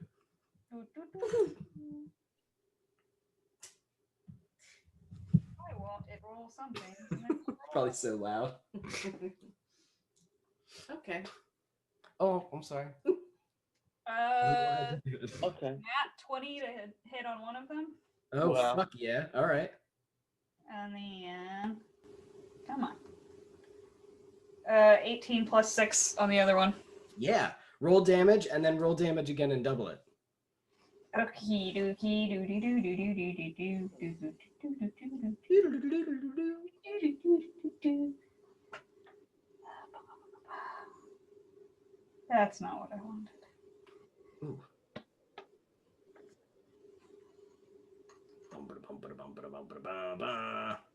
First one is 12. Wait, excuse me. 12 plus 8, 20. Okay, good. And then That was a crit too, right? double another one. Great. Yeah. What's 19 times 2? Almost 40. 38. 38. Then 38 on the other. You, as you throw one of them, like just sort of bounces off, scraping like her like metal hide, and she's like, "Oh, you son of a bitch!" As she holds her hand out, and you can see fire begin to erupt, and you throw the other one through her hand, and she goes, "Ah!" As it just, and then like disappears, and she's like, "God!" There's just a big Jesus hole in her hand. Esther, right? Stigmata? Esther's turn. Esther, you're a huge dragon. Oh, Let's try this again. She used up both of her resistances. All 3 of her resistances 3. are used up. Does she have more? We don't know that. No, that's it. They only Only 3 creatures. legendaries. Legendary creatures only have 3, Jeff. We only have 2. Wow. They Okay. only have Alex, tell them how many they have. I want to walk up as a dragon and think- look at her. And I want to say, you didn't even get to meet my mom before asking me. And I want to try to banish her again, plane shift her again. I kind of love that you said that though, because that's like a big deal with him. As you and just fucking dragon swipe her with this huge dragon claw. He doesn't Okay. use his hands. What is she making? She is going to make. He used his giant dragon. Needs to make a charisma 19. She But I doesn't don't have good want to send her charisma. to hell. Just saying that. What are you saying, Alex? She doesn't have good charisma. She probably has great charisma. Nope. Fine. Amanda already tested it.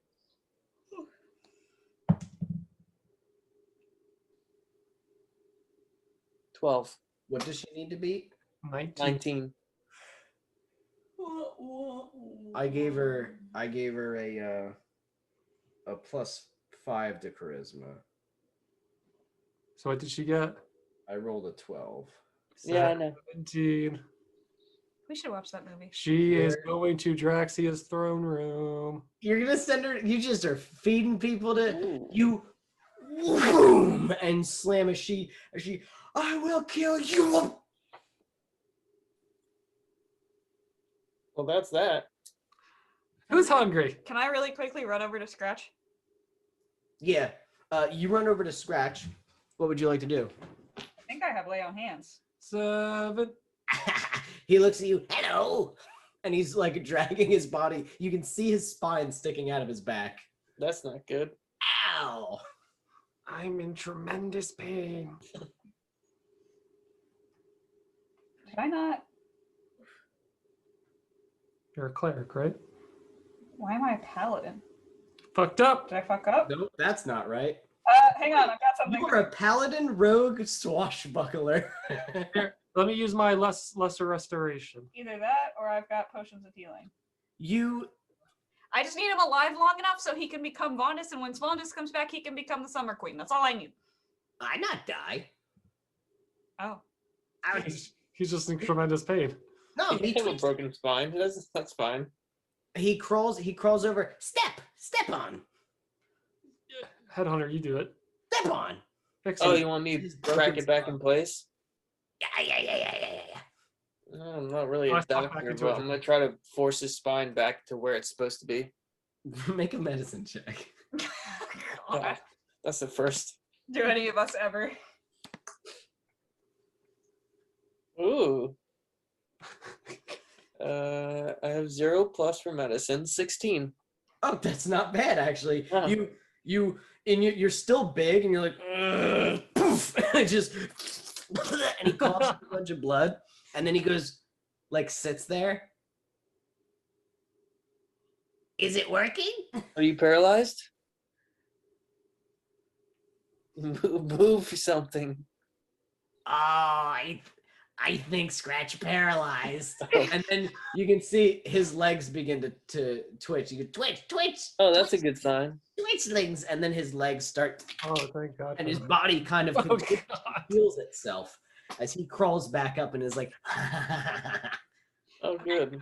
Quick, someone bring Vondus back. Someone bring Vondus back. Oh, it's been about a I minute. should be here any It- second It now. has been a minute. You're in the dark castle when suddenly, where the fuck was I? Oh my God, what happened? Shut What's up. going When you on? see You this over, are right. Vondus. Vondus. I pull out like a piece of paper and I scribble some random shit on it, like, as of this day, you're officially the Summer Queen of the Feylands. You give all of your Lord Jackalope-ness to Twitchy, who is now the Lord of the Jackalopes. I'm like, okay, both of you sign this and see if it works. What if he gets Ah. hunted by the wolf now instead of Vondus? No, Listen, look. listen. The devil laws might not usually apply to the Fae, but they are policed by these Binding. ultra planar beings that will come and try to kill anything that tries to break this contract. So That we've got to sounds do this. dumb. We can take him. So I'm is going this? to kill you. Listen, Mav, is this a hell-binding contract? Yes, it is. You both need to sign it right now. All right, shit.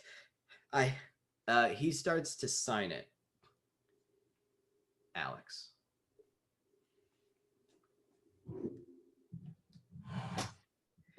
You are watching almost in slow motion. The world slows around you.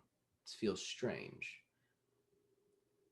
And you're watching Vondus do this as your body is shrinking back to normal size.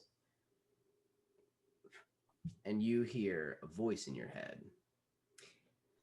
Well. You promised me. And I think I'm going to take my promise now, please. That voice, you strain to remember. That was Baba Yaga. That was the witch woman. And whether you remember or not, I will tell you that while in her presence, you took things from her. And she said, "What will you give me in exchange for what you took?" And you said, "I don't care. What do you want?" Or something like that. And she said, "A moment of your time." And you said, "Sure, you got it. 100%." Even though Vonda's told you a whole bunch of times not to give her anything, you gave Baba Yaga a moment of your time. What a moment is to her, you don't know. She lives in the Fae. Time works differently in the Fae. So they say. But this moment, she has slowed down what's going on so that you can enjoy this moment. It'll speed up. The time's right. But in this moment, you take out your pistol. You're not doing it, but you are doing it. And you hear her go, I really wanted that curse to stick, but he had to cure his whole tribe. How is he supposed to learn a lesson if he keeps finding loopholes? Tricky little jackalope. I need you to ensure that he never bothers me again. and you level the gun at Vondas.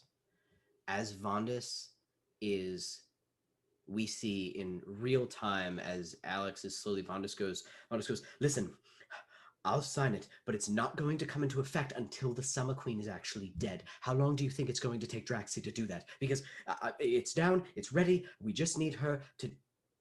And he looks, "Alex, you level your pistol. I'm going to give everybody, oh my God. Oh, I'm going to give everybody one chance. Actually, no, I'm not. Everybody roll initiative for me. God damn it. Yeah.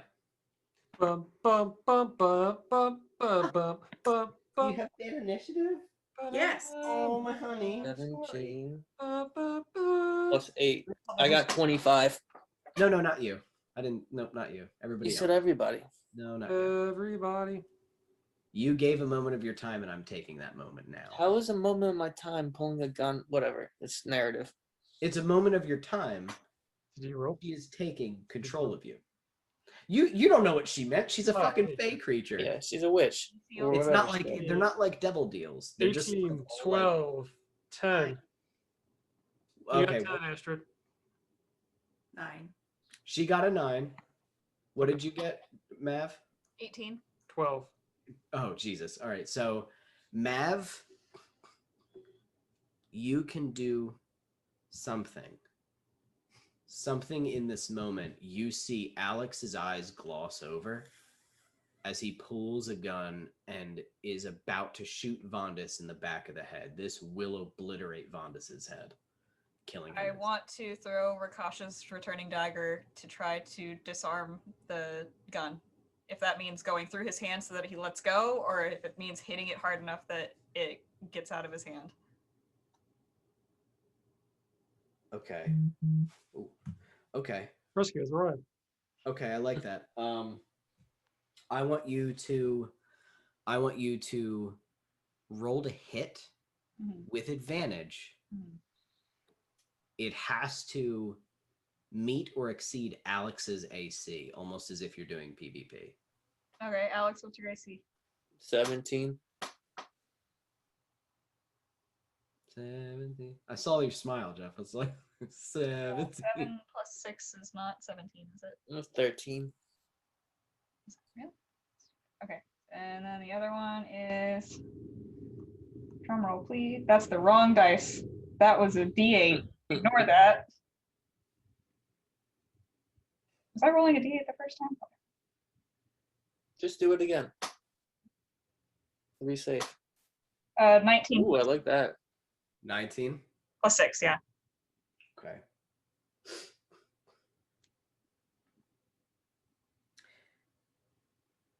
Alex, I'm going to give you a choice. Your character. Because Mav succeeded,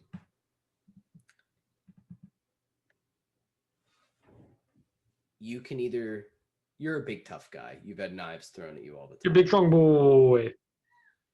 But you don't want to kill Bondus. You don't want to do this. Probably. I'm going to give you a choice.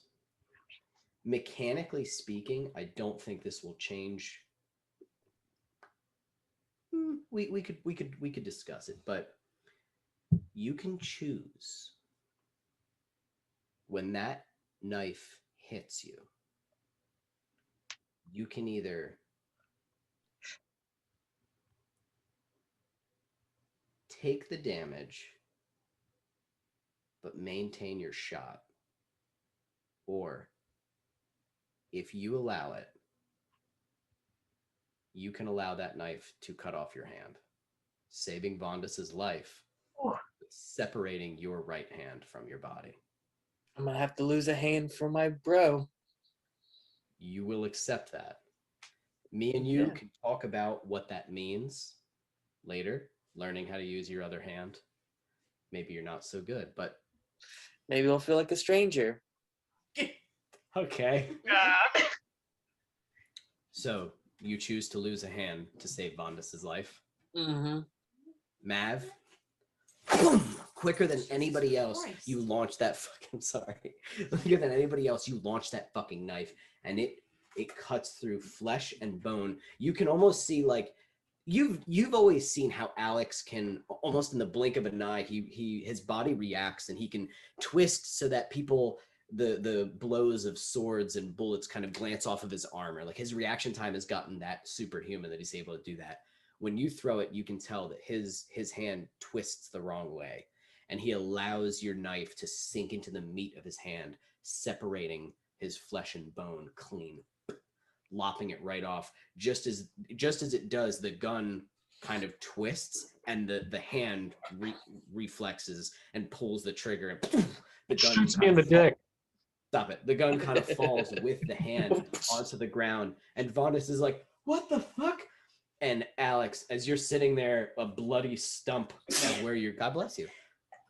God bless you. As a bloody stump is where your right hand, your main jerkin hand used to be. Oh, is it my right hand? Ooh, that sucks. It was your right hand. That sucks. You're looking, and you're gonna suck at stacking the dishwasher now. But you look, and you're like, what? And you can hear in your mind, Oh. Clever. Very clever. and your body is your own again. Baba Yaga just We're bought a slowly fucking enemy. dispensing the curses from you. You kind of fall because you're in shock because you just lost a hand. You look and Esther's going looba dooby dooby doo as you're like, We're like, Baba got you. Mav turns right back around to Vaughn. Just sign the fucking thing right now.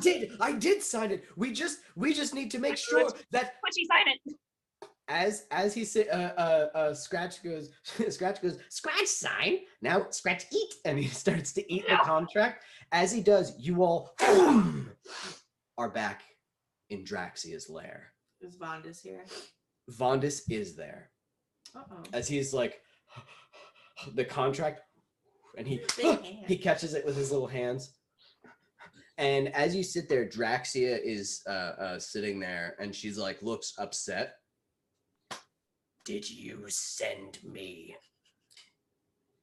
a being of pure, radiant fire? I don't know. She looks at you, gets really close. Esther,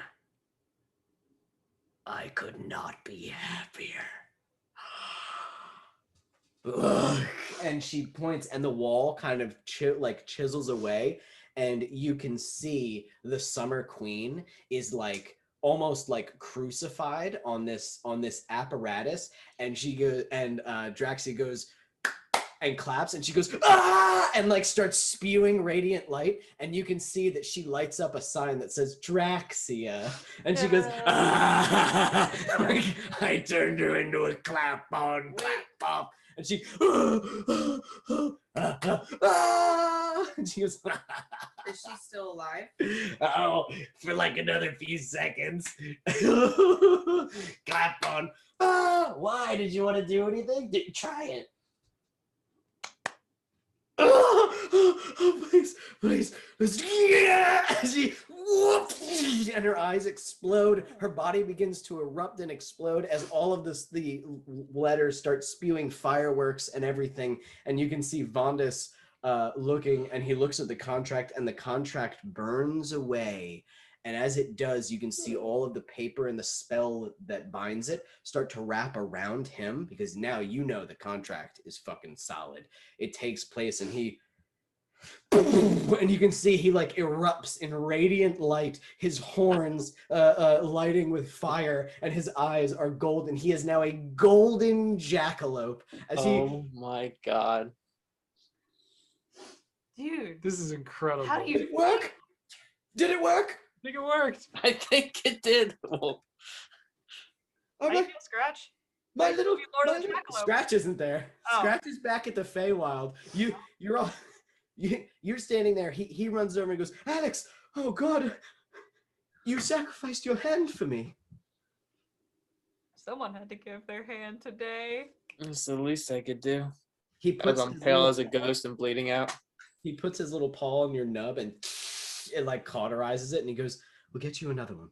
Well, Astrid can make wine and make you another one." Anakin hand. And he goes, "Thank you," and like kind of cuddles up with you. It burns a little bit, but you do realize you're anti-magic, and you have like one of the most magical beings now. Like as you, Ever. Yeah. that's fine. He's fantastic.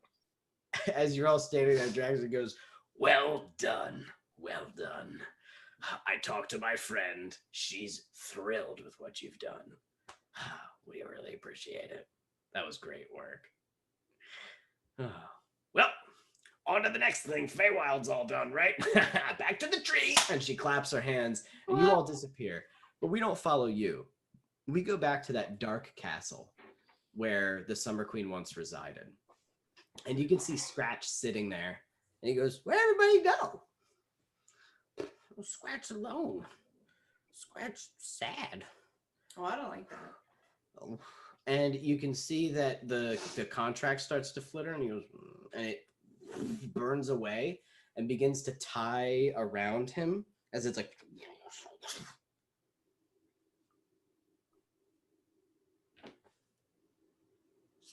Scratch, still Scratch. And then we see a long shot of him walking out of the castle alone. All of the summer soldiers are fleeing and like trying to find another home. And he walks through the forest of butterflies, and he sees the stump where the Moth Queen is. And he kicks some rocks around. He goes past the party table. He grabs a little bit of food. He wanders through the grove where the rest of his people killed the fairies. And he sits there waiting for his tribe to come back, but, you know, they're just wherever. He kind of got lost with you guys. And Twitchlings aren't very smart. And he sits there and he kind of drinks a little bit of fairy blood, gnaws on a fairy's leg. And he sees out of the bushes a tiny jackalope comes. And he goes, "Hello." And then another one comes. He goes, "Hello." And then more jackalopes approach him. And he goes, "Rah," and begins to like open his mouth. And it goes, "Eh," and he goes, "Scratch, hear you. I'm friend." And all of the jackalopes begin to follow Scratch as he goes, "Let us go," and begins to lead the jackalopes. The new We did lord it. of the jackalopes being this insane little creature that barely knows anything. But he has found a good little tribe to live with. We did it. And that's it. Well We done. did a good deed. You kind of accidentally did. You did. A lot of people died. Oh, a lot of people died. In fact, you will see what happens in other campaigns. But well done, my Wait, what does that mean? in other campaigns. Extended canon. Oh yeah, everything that you're doing now will be remembered. Yeah. I'm keeping it is absolutely part of the canon for my world moving forward. You're Whoops. welcome. Yep. Oh, God. Oh, whatever. Fuck yeah. So well done, everybody. Well done. It was good. It was good to get back into the swing of it. It was. Sorry it went on so late. No, I'm kind of glad we didn't let, let's finish in an hour. Mm-hmm. No, it was Now we good. can all play ESO. No, I have been getting awful sleep, and my body is paying for it. Like I am. Oh, I'm sick tomorrow. I was miserable Oh, today. Evan, you're taking off tomorrow? What? Evan, take You're off. taking off tomorrow? We're all taking off. Oh, are you taking off tomorrow? No, you are though. He No, works from home tomorrow. I'm gonna take off if you take off. I'm not gonna take off tomorrow. You're I already home took already. Alright, Evan, you have stop plenty of the- Yeah, what the fuck? Let's stop the recording. Oh, It's okay. Bye. time, gang.